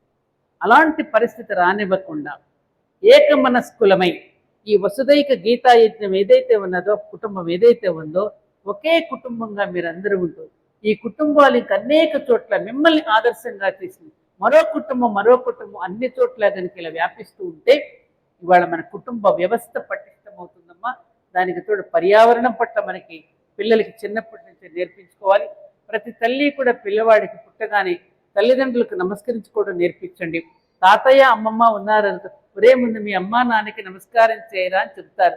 వాళ్ళ తాతయ్య అమ్మమ్మలేమో ఓల్డేజ్ హోమ్లో ఉంటున్నారు, ఇంట్లో చెప్పేవాళ్ళు లేరు, గురుత్వం లేదు, పెద్దరికం లేదు, మండిపడేవాడు లేడు, మందలించేవాడు అంతకంటే లేడు. మరి ఎవరు చెప్పాలి? మాకు దండం పెట్టండి రా అని అమ్మా నాన్న చెప్పలేరు. చెప్పాలి, గుడిలో టీచర్ చెప్పాలి. టీచర్ చెప్పదో ఆమెకు జీతం కావాలి, పిల్లవాడి జీవితం గురించి అక్కర్లేదు. అదేమంటే మాకు ఇలాంటి ఆదేశాలు వస్తున్నాయండి, సిలబస్ పూర్తి చేయండి, ఇవన్నీ మాకే పట్టదని మాకు ఆదేశాలు వస్తున్న టీచర్లు అంటున్నారు. వాళ్ళు మా పిల్లలు కాదుగా. చూడండి వ్యవస్థలో ఎలాంటి మార్పులు వస్తున్నాయి. అలాగే లేవగానే మీరందరూ మన పిల్లలకి ఎవరైనా పెద్దవాళ్ళు ఉంటే కరాగ్రే వసతే లక్ష్మి, కరమధ్యే సరస్వతి, కరమూలేతు గౌరీ అంటూ దాని యొక్క అర్థాన్ని చక్కగా చెబుతూ నీలోనే ఉన్నాయిరా ఈ మూడును, దాన్ని సమన్వయం చేసుకుని జీవితాన్ని దినచర్యని చక్కగా మొదలుపెట్టు. ఇదిగోరా నీకు నేల తల్లి ఉన్నది, ఈ తల్లి లేకపోతే మనకు బ్రతికే లేదురా. ఈ ఇల్లు కట్టుకున్నామంటే ఆ తల్లి ఇచ్చి నిటుకులేరా. ఈ చీర కట్టుకున్నానంటే ఆ నేల తల్లి పత్తిని పండిస్తేనే చీర తయారు చేసుకున్నావురా. ఈ పూలు, ఈ పళ్ళు, ఏమ్మా ఈ దీపం వెలిగించుకోవడానికి పత్తి తయారైంది, అక్కడ ఈ వస్తువు తయారైంది, ఈ ఖనిజాల నుంచి తీసుకున్నవి ఇవన్నీ తయారు చేసుకున్నావురా. ఇందులో ప్రతిదీ భూదేవి సమర్పించిందేరా. దీనికి థ్యాంక్స్ చెప్పరా. క్షమస్వత్వం అదే అంటాం కదా, పాదస్పర్శం క్షమస్వమే, నీ మీద కాలు మోపుతున్నందుకు నన్ను క్షమించు తల్లి. ఆఖరికి ఇంత బూడిదిగా మారిపోతే చచ్చిపోయిన తర్వాత నీ ఒడిలోకి తీసి మమ్మల్ని లాలిస్తావు కదమ్మా నువ్వు. అటువంటి నీ మీద ఏం చేస్తున్నావమ్మా మేము. వావి వరుసలు లేవు. 6 ఏళ్ళ పాప మీద కూడా అత్యాచారాలు చేసేసి దయనీయమైన స్థితికి జారిపోతున్నాం కదమ్మా మేము. ఈ ధరిత్రి క్షమిస్తుందా మనల్ని? ఈ ధరిత్రి మనల్ని క్షమిస్తుందా? అటువంటి నేను మా స్వార్థం కోసం B1లు B2లు ఎప్పో తవ్వి తవ్వి తవ్వి మా సుఖాల కోసం అంతంత ఆహాసరణాలు కట్టేస్తున్నావు. రేపు భూకంపం వస్తే ఏం చేస్తావమ్మా, నువ్వు కూడా కాపాడలేని పరిస్థితి వస్తుంది. ఆడు పట్టణంలోకి పైకి లిఫ్ట్ వచ్చేసరికి ఇలా కూలిపోతుంది, చచ్చిపోతాం. అందుకని నేల మీద ఉండడం నేర్చుకుందాం. 123 అంతస్తులో ఉన్నానని గొప్పగా చెప్పుతూ వస్తున్నాం. రేపు ఏదైనా వస్తే బరువంతా అటు పెట్టేస్తే, వెనకటి రోజుల్లో ఎద్దుల బండి మీద కూతురే వెనక బరువు ఎక్కువైందిరా ముందుకు రండిరా అనేవారు. ముందు బరువు ఎక్కువైతే కాస్త మధ్యలోకి రండిరా అని కూర్చోబెట్టేవారు, ఎద్దులు లాగలేవని. భూమి కూడా లాగలేని పరిస్థితిలో పడిపోతే భూమి తల్లి భూమాత కంపిస్తే అప్పుడు ఏమవుతాం మనం? అప్పుడు తెచ్చుకుందాం మన బ్యాంక్ బ్యాలెన్స్లు, మన పట్టు చీరలు ఎన్ని పెట్టుకున్నామా, బీరువాల్లో ఎన్ని నగలు ఉన్నాయో అవి పోగు చేసుకోవడానికి బీరువాలు తీసేలోపు పడిపోతాం. వెళ్తాం, అక్కడికి వెళ్తాం అన్నప్పుడు. అప్పుడేమిటి మన బ్రతుకులు? ఆలోచిస్తున్నాం అసలు మనం? మేధావులు ఆలోచిస్తున్నారా? సైంటిస్టులు ఆలోచిస్తున్నారా? ప్రభుత్వాలు ఆలోచిస్తున్నాయా? ఎక్కడ పడితే అక్కడ పర్మిషన్స్ లేకుండా కట్టేస్తున్నారే. ఏమిటి రేపటి పరిస్థితి? భూమి ఇంత ఖాళీగా ఉన్నప్పుడు ఆకాశ హర్మ్యాలు నిర్మిస్తూ ఒక దేశాన్ని చూసి మరొక దేశం, సరైన మెయింటెనెన్స్ లేదు, నీళ్లు లేవు, భూగర్భ జలాలు లోపలికి తవ్వి తవ్వి తవ్వి తవ్వి తీస్తూ ఉంటే ఏమవుతుంది రేపు? ప్రకృతి పట్ల, పర్యావరణం పట్ల మనకు శ్రద్ధ లేకపోవటం. చిన్నప్పుడు మనకి బాగా గుర్తు చేసుకోండమ్మా, పిల్లలకి మన పాత చీరలో తాతగారి పాత పంచులు, నాన్నగారి పంచులు కట్ చేసి లంగోటాలు కట్టేవాళ్ళం. కడితే పిల్లవాడు అప్పుడప్పుడు తడిచినప్పుడు, పాప కానీ బాబు కానీ తడిచినప్పుడు గురక్కబెట్టి అమ్మని పిలిపించుకోవటం కోసం ఏడ్చేవాడు. అమ్మ స్పర్శ కావాలి వాడికి. ఇవాళ మీరు డైపర్ కట్టేసి వదిలేస్తే సాయంకాలం వరకు విప్పరండి దాన్ని, వాడి స్కిన్ డిసీజెస్ వచ్చేస్తాయి. వాడు బరువు పట్టుకు దొడ్డికాళ్ళతో నడుస్తూ ఉంటాడు. ఏ తల్లైనా పట్టించుకుంటాను అండి? ఒళ్ళు మండిపోతుంది నాకైతే తల్లులను చూస్తూ ఉంటే. కనీసం తంటి బిడ్డని ఎత్తుకోవడం చేత కాదు. ఎయిర్పోర్ట్లో నేను చూస్తే నువ్వెత్తుకో, నువ్వు నాన్నో కదా, నువ్వు కనలేదా, నువ్వెత్తుకోమని భార్య, నాకే సంబంధం లేదు నువ్వెత్తుకోమని వీడు. ఎయిర్పోర్ట్లో నేను ఎంతో మంది ఫారిన్ వెళ్ళే వాళ్ళని చూస్తాను దెబ్బలాడుకోవడం. నువ్వెత్తుకో అంటే నువ్వెత్తుకో అని. నన్ను ఎవరు ఎత్తుకోవాలని బెక్క చూస్తుంది ఆ పాప. మీరు నమ్మరు, చూస్తున్నాను నేను ఇలాంటివన్నీ. అసలు అలాంటి పర్యావరణ, ఇప్పుడు ఆ డైపర్ ఇక్కడ చూడండి, మాకు డంపింగ్ యార్డ్, అన్ని నాప్కిన్స్, పర్యావరణాన్ని పాడు చేసేటటువంటి ప్లాస్టిక్ వ్యర్థాలు, ఇవన్నీ మన యొక్క సుఖం. ఏమో పూల సజ్జలో ఒక చిన్న బుట్టలో కొబ్బరికాయ, ఊదుబత్తి, మనకి ఏది కావాలని చిన్న బుట్టలో తెచ్చి సర్దుకోలేనంత శక్తిహీనులు అయిపోయామా మనం? ఆ కొట్టువాడు ఏది ఇస్తే ప్లాస్టిక్ కవర్లు తీసుకెళ్ళి అక్కడ పడేస్తే ఈ గాలిలో ఎగురుతూ ఉంటే, గోవులు తింటూ ఉంటే, వాటికి రోగాలు వస్తూ ఉంటే, వాటి పొట్టాలు కోసేస్తూ ఉంటే, ఇది మన పూజ అవుతుందా? పూజ చెయ్యబోయి మనం దోషం చేస్తున్నాం. ఓం ప్రకృత్యై నమః అంటున్నావు, మళ్ళీ వికృత్యై నమః అని లక్ష్మీదేవిని పూజిస్తున్నావు. ఆ ప్రకృతికే దోషం చేస్తున్నావు. ఆ ప్రకృతి మాత క్షమిస్తుందా, అనుగ్రహిస్తుందా, ఆగ్రహిస్తుందా? ఆలోచించండి. ఎన్ని పూజలు చేసినా ఫలించటం లేదండి. ఆడొస్తాడు పుస్తకం పట్టుకుని, మా మతంలోకి వచ్చేయండి, మీ దేవతలు చూసారా, ఎంతమంది పూజలు చేసినా ఏ దేవత రావడం లేదు, కాబట్టి మా మతంలోకి వచ్చేయండి, హాయిగా ఒకటే పుస్తకం ఉంటుంది, ఒకటే మాట. అబ్బో నిజమే కావను. మనకు అవగాహన లేదు, మనకు అవగాహన లేదు. దోషపూరితంగా చేస్తున్నాం మన పూజలు, మన వ్రతాలు, ఇవన్నీ. రాంగ్ నెంబర్ పెట్టాయి అంటాడు. రాంగ్ నెంబర్కి చేస్తున్నావు నువ్వు, పెట్టాయి అంటాడు. నేను చూస్తున్నాను, ఇక్కడ కూడా బాధేస్తుంది. వద్దమ్మా అంటే పలానా పంతులు గారు చెప్పారండి, మాకు ఇట్టగా పెట్టమన్నారు గోవులకి. ఒక తోటకూర కట్టలు తెస్తారమ్మా, రబ్బర్ బ్యాండ్లు తినేస్తున్నాయి. రబ్బర్ బ్యాండ్ తీసి పెట్టిందంటే వినిపించుకోరు. మా పంతులు గారు ఇలా చెప్పారు, పలానా శాస్త్రి గారు ఇలా చెప్పారు, పలానా అవధానులు గారు ఇలా చెప్పారు, పలానా చాగంటి గారు ఇలాగే చెప్పారు, కాబట్టి మేము ఇలాగే వేస్తాం, అప్పుడే పుణ్యం వస్తుంది. ఏంటిది? మనకు లేదా కామన్ సెన్స్? వాళ్ళ ఇన్ఫ్లుయెన్స్లు పెంచుకోవడానికి వాళ్ళు ఎన్నెన్నో చెప్తారు. మనకు బుద్ధి ఏమైంది? మన బుద్ధికి పదును పెట్టాలా లేదా? ఇవన్నీ ఆలోచించాల్సిన అవసరం ఉన్నదమ్మా. కుటుంబ వ్యవస్థ, పర్యావరణం పట్ల సివిక్ సెన్స్, ఇవన్నీ మానవుడు యొక్క పౌరధర్మాన్ని కూడా నేర్చుకున్నప్పుడు విదేశాలకు వెళితే ఒక పేపర్ కింద కనపడదే, ఒక ప్లాస్టిక్ కవర్ కనపడదే, ఒక మొక్కను వాళ్ళు కొట్టేయరే, మరి మనం ఎందుకు చేస్తున్నాం ఈ పనులు? భారతదేశమే ప్రపంచ దేశానికి జ్ఞానం అందించినప్పుడు ఈ భారతదేశమే చెడిపోతే, ఈ పూజ గదిలోనే నిర్మాల్యం వచ్చేస్తే, ఈ పూజ గదిలో నిర్మాల్యం తొలగించేది ఎవరు? ఇది పూజ గది భారతదేశం ప్రపంచం మొత్తానికి. ఈ పూజ గదిలో నిర్మాల్యం వచ్చేస్తే, ఈ పూజ గదిలోనే మాలిన్యం పడిపోతే, ఈ పూజ గదిలోనే మురికి పారుతూ ఉంటే, ఈ మురికిని కడిగేది ఎవరు? ఆలోచించాలి. గంభీరమైన విషయం. పవిత్ర భూమి, పుణ్యభూమి, ధర్మభూమి, కర్మభూమి, మోక్షభూమి, తపోభూమి, ఇన్ని బిరుదులున్న ఏమన దేశానికి ఎక్కడుంది? నిన్న శోభారాజు గారు నన్ను అడిగారు, అమ్మా సత్యవాణి గారు, ఎక్కడికి వెళ్ళినా మన భారత మాతను పొగుడుకుంటున్నాం, ఉగాండా వెళ్ళాను నేను, అక్కడ ఒక అతను అడిగాడు, ఏదండి 6 సంవత్సరాల పాప మీద అత్యాచారం చేశారని చెప్పారే, ఆ దేశం గురించేనా మీరు చెప్పేది అని అడిగాడండి. నాకు సిగ్గుతో తల వంచుకోవాల్సి వచ్చింది. ఎలా చెప్పను? అంత పవిత్రమైన నా పుణ్యభూమి నేను ఎలా చెప్పను అన్నాడు ఆనాడు బ్రిటిష్ వాడు. భారతదేశానికి వెళ్ళాను, నేను ఆమూలాగ్రము సంచరించి వచ్చాను. ఎక్కడ చూసినా విలువలు విలువలు విలువలు. భగవద్గీతను ఫాలో అవుతారు వాళ్ళు. భగవద్గీతను ఒక పవిత్ర గ్రంథం ఉంది వాళ్ళకి, దానిని ఫాలో అవుతూ విలువలతో జీవిస్తారు భారతీయులు. అటువంటి విలువలతో కూడిన భారతదేశాన్ని, భారతీయులని జయించడం చాలా కష్టం అనిపించింది నాకు. అందుకని నేను ఒక ఎత్తుగడ పన్నాను. ఏమిటంటే, వాళ్ళ భాష సంస్కృత భాష. సంస్కృతం అంటే సంస్కరించేది. వాళ్ళకి షోడశ సంస్కారాలు ఉన్నాయి. పిల్లవాడు పుట్టిన దగ్గర నుంచే కాదు, గర్భంలో శిశువు పడినప్పటి నుంచి పుంసవన సంస్కారము, సీమంతము, అలాగే చూడకర్మ, పుట్టు వెంట్రుకలు తీయడం, కర్ణభేది, చెవులు కుట్టించడం, అన్నప్రాసన, విద్యాభ్యాసము, అలాగే వివాహము, అంత్యేష్టి వరకు కూడా మనిషిని మనీషిగా తీర్చిదిద్దడానికి భారతీయులు చేసే గొప్పతనం. ఆ విలువలతో జీవిస్తున్న భారతీయులు జయించడం మన వల్ల కాదు. కానీ నేను అందుకే ఒక పని చేశాను. ఏ సంస్కృతం అయితే వాళ్ళకి ఆధారం ఉన్నదో దాన్ని తీసి పక్కన పారేశాను.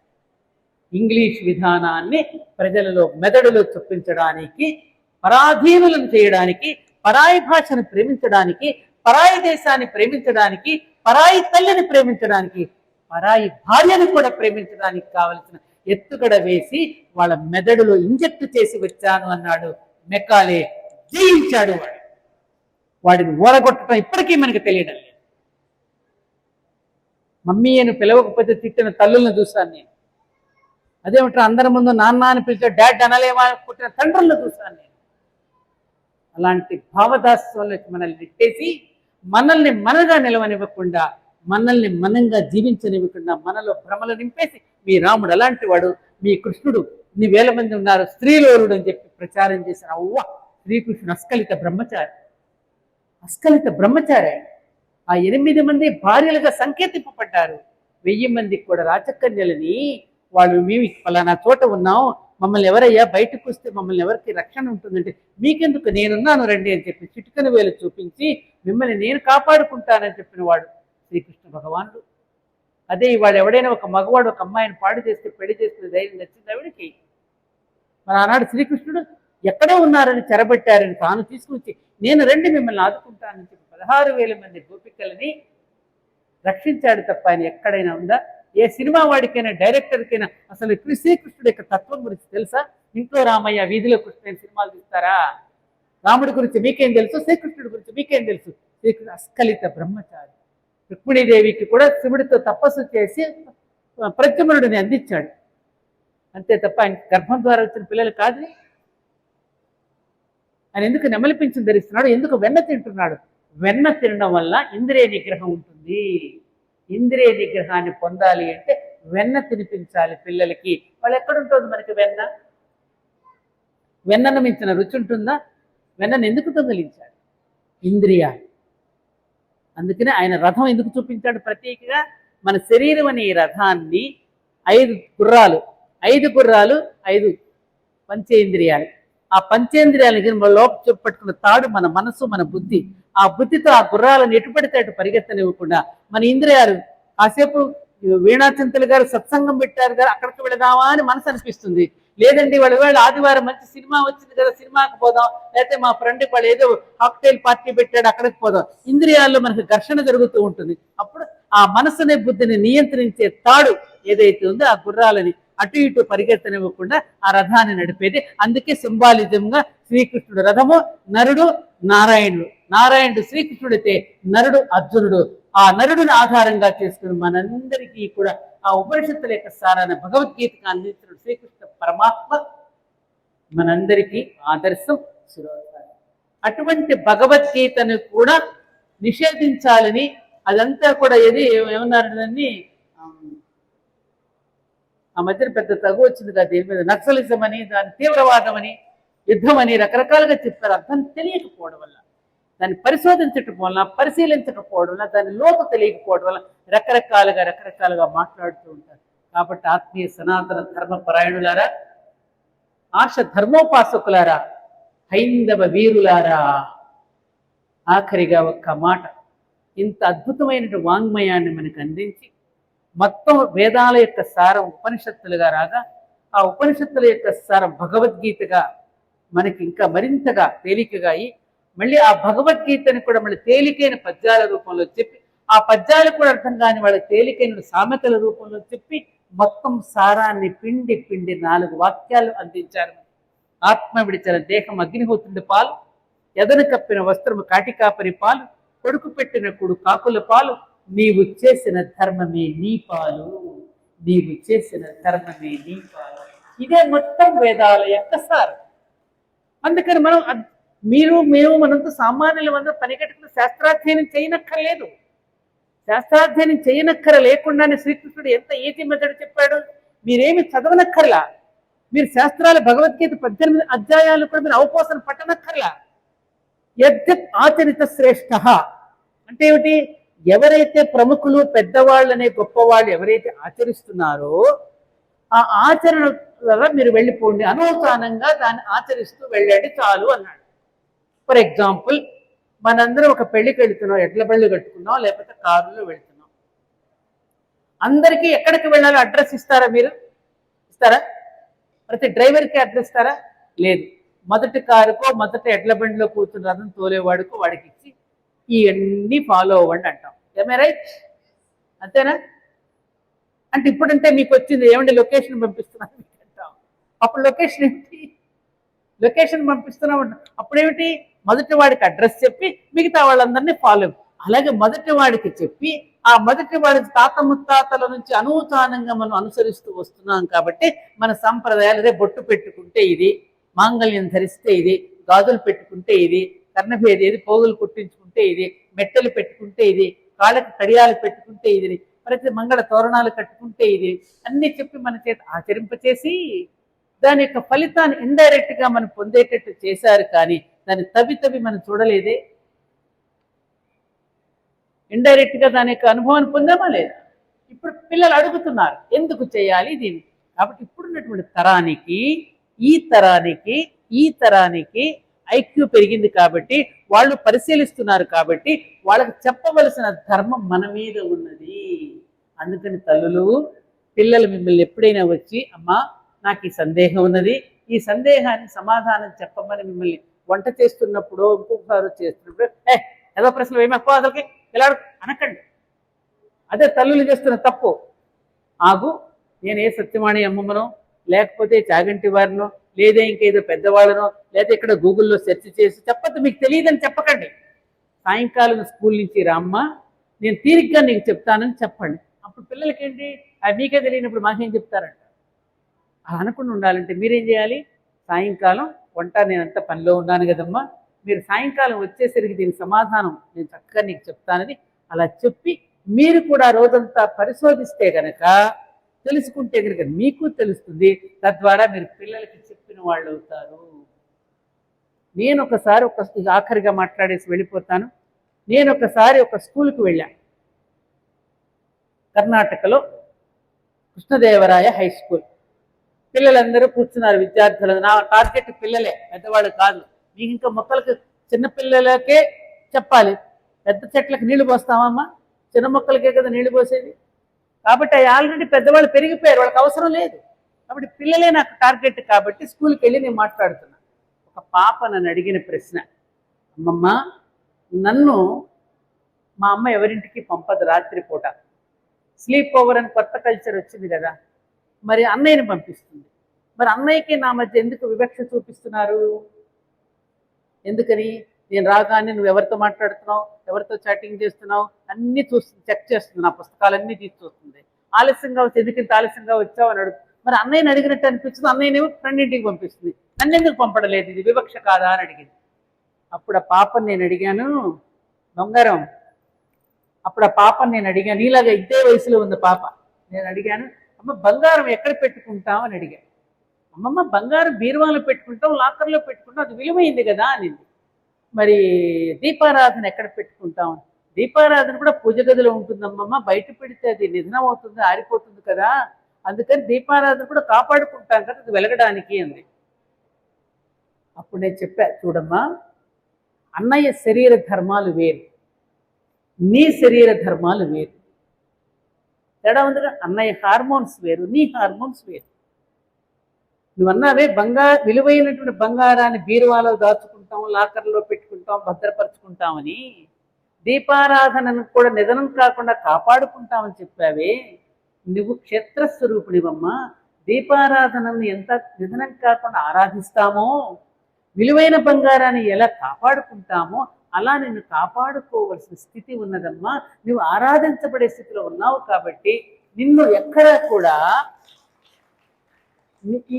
ఈ దేవతా స్వరూపుడు నిన్ను ఎవరు కూడా ఇది చేయకుండా ఇబ్బంది పెట్టకుండా ఉండడానికి కానీ అమ్మ నీ పట్ల చూపిస్తున్న శ్రద్ధ, నీ పట్ల చూపిస్తున్న భక్తి, నీ పట్ల చూపిస్తున్న ప్రేమ ఇది అని అనగానే, అవునా అమ్మమ్మ, అవునమ్మా అని అమ్మాయికి మరింత వివరంగా నేను చెప్తే ఏడుస్తుంది. ఏం మాను?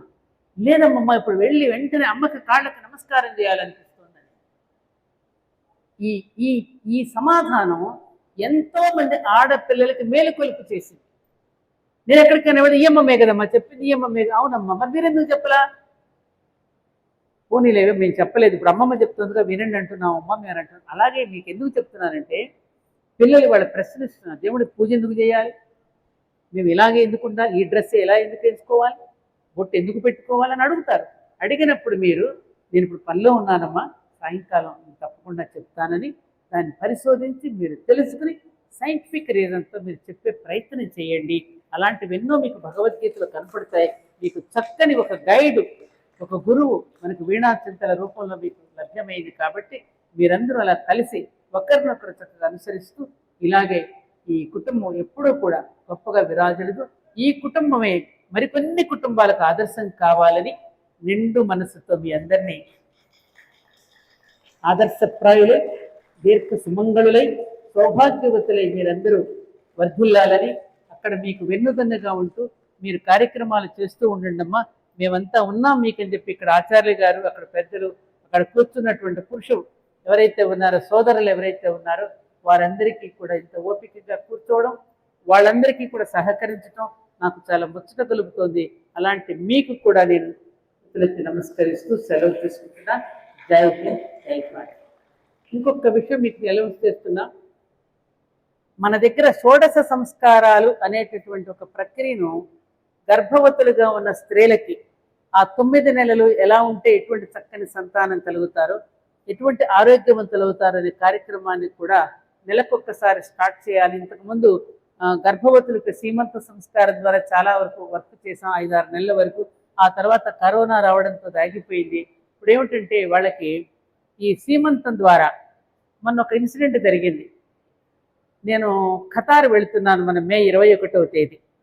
వెళ్తూ ఉంటే నేను 3వ నెంబర్ సీట్లో కూర్చున్నా. అటు పక్క సీట్లో నుంచి ఒక అమ్మాయి లేచి నా దగ్గరకు వచ్చింది, ఒక పాపని ఎత్తుకుని. అమ్మ మీరు సత్యవాణి గారు కదా అని. అవునమ్మా అన్న. మా అత్తగారు చెప్తూనే ఉన్నారు మీరే. నేను అవునా కాదా నేను దగ్గరకు వచ్చాను. ఏమ్మా ఏం కావాలి? ఏం లేదమ్మా, నేను గర్భవతిగా ఉన్నప్పుడు ఎప్పుడు మీ వీడియోస్ పెట్టుకుని వింటూ ఉండేదాన్ని.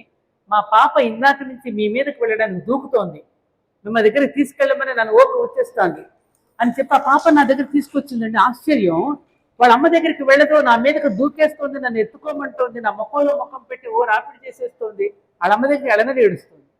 ఇది సైన్స్ ప్రూవెన్. మీ అందరికీ తెలుసు, ప్రహ్లాదుడి చరిత్ర తెలుసు, అభిమన్యుడి కథ తెలుసు. ఆ తల్లి ఎప్పుడైతే గర్భంలో శిశువు ఉన్నప్పుడు ఈ వీడియోస్ చూపించి వింటూ ఉందో ఆ పాప నన్ను గుర్తుపెట్టింది, నా గొంతును గుర్తుపెట్టింది. సైన్స్. ఆశ్చర్యపోయింది తల్లి, ఆశ్చర్యపోయింది, వాళ్ళ అత్తగారు ఆశ్చర్యపోయింది. ఎన్నో జరుగుతున్నాయి ఇట్లాంటి ఇన్సిడెంట్స్, చాలా ఉన్నాయి. ఈనాడు పేపర్లో కూడా వచ్చింది. అందుకని ఈ పుంసవన సంస్కారం చేయడం ద్వారా, ఈ సీమంత సంస్కారం చేయడం ద్వారా ఆ 9 నెలలు వాళ్ళు ఏమేం తినాలో, ఏమేం చేయాలో, ఎటువంటి ఔషధం తీసుకోవాలో, స్వర్ణామృత ప్రాస లాంటివి తీసుకుంటే ఆ పిల్లలు ఎటువంటి చక్కని పిల్లలు పుడతారో వీటన్నింటికి ఎడ్యుకేట్ చేయటానికి ఒక శ్రీమతి అనేటటువంటిది వాళ్ళు ఏమని అర్థం వచ్చింది? శ్రీవారికి మతి పోగొడుతుంది, లేదా శ్రీవారికి మతి అయినా పోగొడుతుంది, మతినైనా తెప్పిస్తుంది. రెండు ఆవిడే. స్త్రీ పుట్టుకతోనే జగజ్జనని, వక్ర బుద్ధి కలిగిందో అగాధమే. ఈ రెండో ఆవిడే. కాళికాదేవి ఆవిడే, కనకదుర్గ ఆవిడే. ఏ రూపంలో ఇప్పుడు అవతారం ఎత్తుతుందో మనకు తెలియదు. అటువంటి స్త్రీ గర్భంలో శిశువులు పెరుగుతూ ఉన్నప్పుడే చక్కని మాటలతో, చక్కని దృశ్యాలతో వాళ్ళని కనుక సంస్కరిస్తే అద్భుతమైన సమాజం ఏర్పాటవుతుందనేటటువంటి సత్సంకల్పంతో ఈ కార్యక్రమాన్ని, ఎందుకని మామూలుగా మీరు పుట్టు వెంట్రుకలు ఇచ్చేస్తారు, అతను ఏదో క్షురకర్మ చేసేస్తాడు, పంపిస్తారు. కాదు, ఇక్కడ 3 ముళ్ళు వేయాలి. రుద్రగ్రంథి, బ్రహ్మగ్రంథి, విష్ణు గ్రంథి 3 ముళ్ళు వేసి పుట్టు వెంట్రుకలు తీసేటప్పుడు మంత్రం చెప్పిస్తూ కనుక పుట్టు వెంట్రుకలు తీస్తే అతను బ్రెయిన్లో వచ్చే ప్రకంపనలు ఎలా ఉంటాయో, వాడు ఎంత గొప్ప వాడవుతాడో మనకు వేదం చెప్పింది. ఇది ఎవరైనా చేయట్లా, గబగబా బార్బర్ని పిలుస్తారు, గుండు గుయించేస్తారు, అయిపోయిందని పంపించేస్తున్నారు. ఏముంది అక్కడ క్రతువులు? అలాగే అన్నప్రాసనకి క్రతువుకు ఒక సైన్స్ ఉన్నది. అప్పటి వరకు ద్రవ పదార్థం, ఘన పదార్థాలను నువ్వు పరిచయం చేస్తున్న వాడికి అప్పటి వరకు పాలు, గర్భంలో ఉన్నప్పుడు వాడికి మనం పెట్టేటువంటి పాయసం, అప్పుడప్పుడు తల్లికి పెట్టే పాయసాన్ని గర్భం ధరించి పిల్లవాడు బయటికి వచ్చిన తర్వాత వాడు గుర్తుపడతాడు, అమ్మ తిన్న ఆహారాన్ని వాడు గుర్తుపడతాడు. వాడు అప్పుడు ఎప్పుడు తిన్నానే నేను అని గుర్తుపెట్టుకుంటాడు, ఆస్వాదిస్తాడు. ఇవన్నీ సైన్స్ సైన్స్ సైన్స్ సైన్స్. ఈ షోడశ సంస్కారాలన్నీ ఇక్కడ చేయించడానికి మనకు ఒక సంకల్పం ఎప్పటి నుంచో ఉంది. దాన్ని ఇంప్లిమెంట్ చేయడానికి నేను ప్రయత్నం చేస్తున్నాను. ఈ విషయం మీ గ్రూప్లో నేను మొదలుపెట్టినప్పుడు మా వీణకు తెలియజేస్తా. అప్పుడు మీరు కూడా ఒక్కసారి వస్తే ఇలాంటి విషయాలు తెలుసుకుంటే ఒక సమసమాజ నిర్మాణాన్ని, ఒక జాతి నిర్మాణాన్ని చేయడంలో మన వంతు పాత్రగా మనం నిర్వహించిన వాడు అవుతామని తెలియజేస్తూ, ఇంత సమయం నా కోసం వెచ్చించినందుకు, భోజనం పెట్టకుండా ఇంతసేపు మా వీణ లోపల ఏమన్నా పాప బాధపడుతుందేమో, నా వాళ్ళందరికీ ఈ టైంకి భోజనం పెడతానని చెప్పాను అని నాకు అనుకోకుండా సామవేద షణ్ముఖ శర్మ గారు మోకిలాకు వస్తూ, అమ్మ మీతో కొంచెం పని ఉంది రండి అని అంటే అక్కడికి వెళ్లాల్సి వచ్చింది. మళ్ళీ సాయంకాలం 1000 మందితో అన్నమాచార్య కీర్తనలు పాడించడానికి వాళ్ళు నన్ను శోభారాజు గారిని పిలవడం చేత నేను కొంచెం మిమ్మల్ని ముందుగా సమయం తీసుకున్నందుకు సంతవీరాలను తెలియజేసుకుంటూ, నేను హాయిగా చక్కగా భోజనాదులు స్వీకరించి సాయంకాలం వరకు మీ కార్యక్రమాన్ని దిగ్విజయంగా చేసుకోవాలని కోరుకుంటూ, అమ్మా మీ అందరి తరపున మా లాస్ట్ టైం కూడా నేను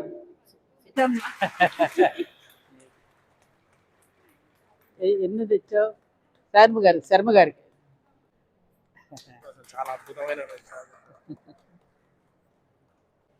అందరికీ జై శ్రీకృష్ణ. మన వసుదైక గీతా కుటుంబ సభ్యులందరూ కూడా వివిధ జిల్లాల నుంచి, 2 రాష్ట్రాల నుంచి అందరూ రావడం చాలా సంతోషకరం. ఇక్కడ కూర్చొని అతిథులే కాదు, మీరందరూ కూడా విశిష్ట అతిథులే మనందరికి. అంటే మన గీతా కుటుంబ సభ్యులందరూ కూడా ఒకే కుటుంబ సభ్యులే కాబట్టి మీ అందరికీ క్షమాపణ ఫస్ట్. ఎందుకంటే టైం చాలా అయింది, ఎక్కువైపోయింది, ఇంకెక్కువ సమయం తీసుకోం కాబట్టి అమ్మగారి ఇంత అమూల్యమైన తనకి 1000 మందితో అన్నమాచారి కీర్తన ప్రోగ్రామ్ కి పిలిచారు. సామవేదం షణ్ముఖ శర్మ గారు వస్తున్నారు. అందుకనే మన ప్రోగ్రామ్ ని కొంచెం భోజనాలు ఆపేసి అమ్మగారి ప్రవచనంతో మనం ముందుకెళ్ళాం కాబట్టి మీ అందరికీ సారీ. ఎందుకంటే ఒక సినిమాకి వెళ్ళారనుకోండి, ఒక మూవీకి వెళ్ళారనుకోండి, ఆ మూవీలో 3 గంటలు అసలు రెప్ప లేకుండా ఆకలి, దప్పుడు, నిద్ర అవన్నీ ఏమీ లేకుండా అలాగే చూస్తూ కూర్చుంటాం. అయ్యో సినిమా అప్పుడే అయిపోయిందా, మూవీ అప్పుడే అయిపోయిందా అనుకుంటాం. కానీ గొప్ప గొప్ప కార్యక్రమాలు జరిగినప్పుడు అమ్మ బాబాయ్ ఎప్పుడు అయిపోతుంది దేవుడు, వీళ్ళెప్పుడు భోజనాలు పెడతారు, ఎప్పుడు ఇంటికి వెళ్ళిపోతారు అంటే సత్సంగంలో మనసరికి మనకేంటంటే ఆ అలవాటు లేదు కాబట్టి అందులోపల కొంచెం మనకి అశ్రద్ధ వస్తుంది. కానీ మన వాళ్ళం అట్లా కాదు. మన వసుదైక గీతా కుటుంబ సభ్యులందరం కూడా ఆకలి, దప్పులు అన్ని మరిచేసినాం. ఎందుకంటే అందరూ మనకి సత్యవాణి అమ్మగారు పెట్టారు.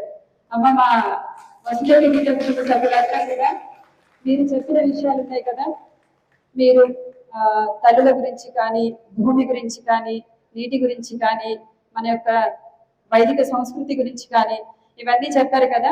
మాతో అవన్నీ సాధ్యమైతాయో కాదో తెలియదు, కానీ మీతో మాత్రం ఒక ప్రతిజ్ఞ చేస్తాం. ఏమని? మీ అందరి తరఫున నేను చేస్తున్నాను, ఓకేనా? ఓకే కదా? ఏమని? నీటిని వృధా చేయము, చెప్పండి. ఆహారాన్ని వృధా చేయము, విద్యుత్తుని వృధా చేయము, ప్లాస్టిక్ వాడకం తగ్గిస్తాము, పెద్దలని గౌరవిస్తాము, మా యొక్క జీవిత విలువలు తెలుసుకొని మా జీవితంలో ఏది మంచి ఏది చెడు ఎంత కావాలి అనేది అంతలోనే ఉంటాము. పెద్దగైందా? ఓ మామ అనుకోండి.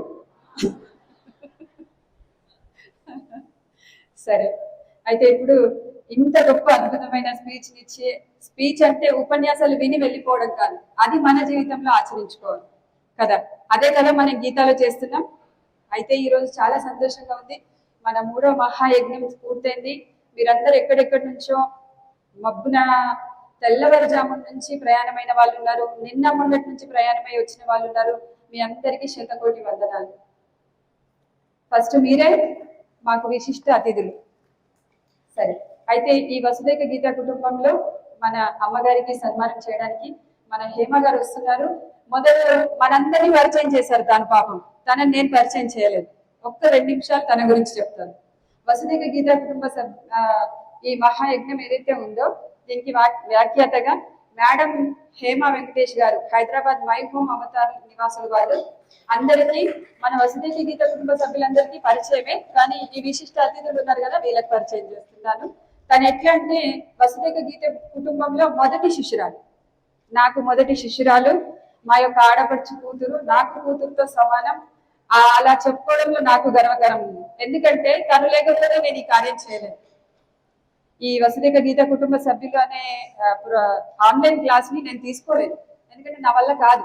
నేను ప్రవచనం చెప్పగలుగుతాను, కానీ తనలాగా శ్లోకాలు తప్పు లేకుండా నేర్పించడం, డెడికేషన్ గా క్లాస్ ని తీసుకోవడం అవన్నీ తనకే సొంతం కాబట్టి హ్యాట్సప్ అంతా తనకి. ఎలా అంటే తను రథంలో కూర్చున్న శ్రీకృష్ణ పరమాత్మ ఈ వసుదైక గీత కుటుంబం. ఎందుకంటే రథ సారథి తను. ఈ ఒక్కటే కాదు, మన ఒక తొలి విద్యార్థిగా జాయిన్ అయింది. తను డెడికేషన్ గా ఇప్పటి వరకు కూడా నాతో ప్రయాణం చేస్తుంది. తను డెడికేషన్ గా ఈ శ్లోకాసు అన్ని చెప్తుంది. మళ్ళీ తను కూడా పర్సనల్ గా చాలా క్లాసులు తీసుకుంటుంది. అలాగే తను కూడా సామాజిక సేవా రంగంలో కూడా విశేష కృషి చేస్తున్నారు. ప్రస్తుతం వాసవి క్లబ్ వనితా శ్రీశక్తి అధ్యక్షురాలుగా బాధ్యత నిర్వహిస్తున్నారు. ఎన్నో సేవా కార్యక్రమాలకు నాయకత్వం వహించి తను ఏమీ చేయట్లేదు అన్నట్టుగా వెనక్కి ఉంటారనమాట, ముందుకు రారు. చాలా మంది ఫొటోస్, ఇంకేమైనా చప్పట్లు, దుప్పట్లు అంటాం కదా, దుప్పట్లు అంటే చాలా అవి నచ్చవు. సరే, అలా అది తప్పు పట్టడం కాదు, అలా తను నిర్వహిస్తూ ఎన్నో సేవా కార్యక్రమాల్లో నాయకత్వం వహిస్తూ మై హోమ్ అవతారులో భూ సమేత భూ వరాహస్వామి ఆలయం టెంపుల్ కమిటీ సభ్యురాలు కూడా తను గత 5 సంవత్సరాలుగా చేస్తుంది. అలాగే వాసవి క్లబ్ ఆధ్వర్యంలో అవతార్ నార్సింగ్ గ్రామంలో ఒక ప్రభుత్వ పాఠశాలను దత్తత తీసుకున్నారు. ఆ విద్యార్థుల అభివృద్ధికి సహకరిస్తూ అదే విధంగా ఒక వృద్ధాశ్రమాన్ని కూడా దత్తత తీసుకున్నారు. అక్కడి వృద్ధులకు అవసరమైన సదుపాయాలు అందిస్తూ మానవ సేవ కొనసాగిస్తున్నారు. ఈ 3 మహాయజ్ఞాలకు అవసరమైన సహకారాన్ని నాకు అందిస్తూ ప్రతి కార్యక్రమాన్ని విజయవంతం కావడంలో కీలక పాత్ర పోషిస్తున్నారు హేమా మేడం. సత్యవాడమ్మ గారికి, ఇక్కడ వచ్చిన అతిథులందరికీ, ఇక్కడ ఉన్న విశిష్ట అతిథులందరికీ జై జై. నేను చెప్తాను జై జై. ఒకసారి మంత్రాలు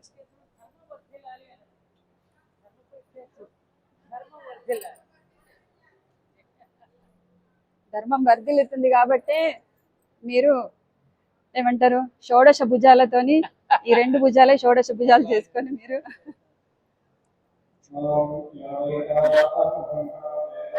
అది ఫస్ట్ ఇయ్యమ్మ, అది ఫస్ట్.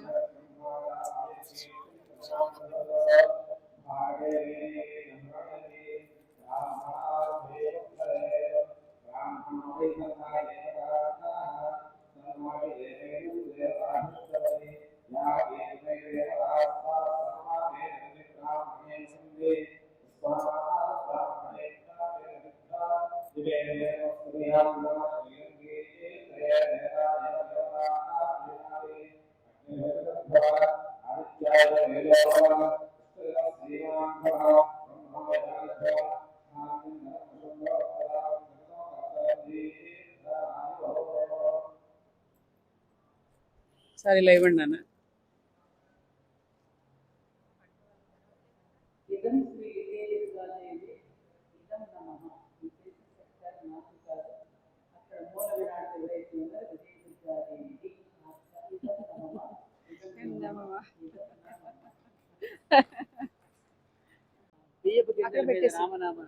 వందన గారు, విష్ణు వందన గారు, మీ అందరికి మీరు ఒకసారి శాల్వా కప్పేసేయండి. వాళ్ళ గురించి మళ్ళీ మేము వివరణ ఇస్తామండి.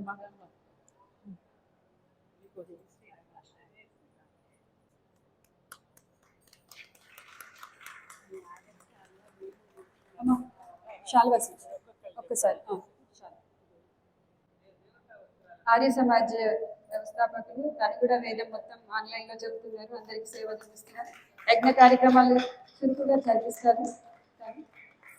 నాగరాజ్ శర్మ గారు పంతులు రండి. సార్ రండి. పేరు పప్ప సత్యనారాయణ గారు మన ఆర్ఎస్ఎస్ కార్యకర్త, చాలా సేవ చేస్తున్నారు, మెదక్ డిస్ట్రిక్ట్ సంబంధించిన వాళ్ళు. మనం తర్వాత ఇద్దాం.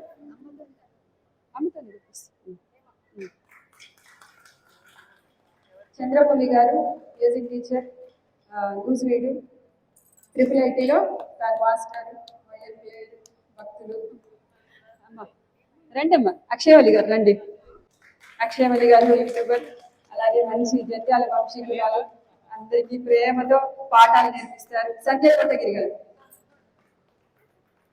కోటగిరి గారు యూట్యూబర్, తన పాటలతో అందరినీ ఇక్కడ అమ్మ సంజయ్ కోటగిరి తను. ఓకే, సంజయ్ కోటగిరి గారు తన యూట్యూబ్ ఛానల్తో పెళ్లి కార్యక్రమాలు, మంగళహారతులు, పుట్టినరోజు అన్ని రకాల పాటల్ని తన ఛానల్లో పెట్టి అందరికీ సేవలు అందిస్తున్నారు. అనురాధ గారు చాలా మంచి సింగరు. మేడం హేమ గారు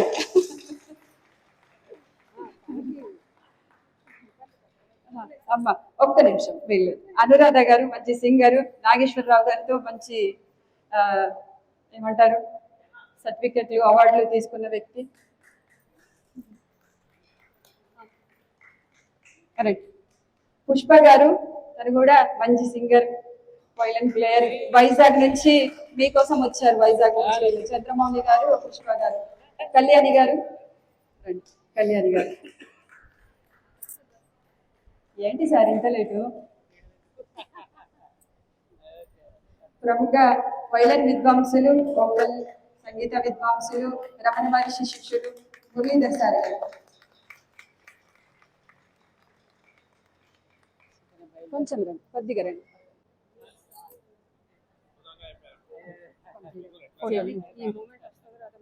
సరే అండి, థ్యాంక్స్. అయ్యో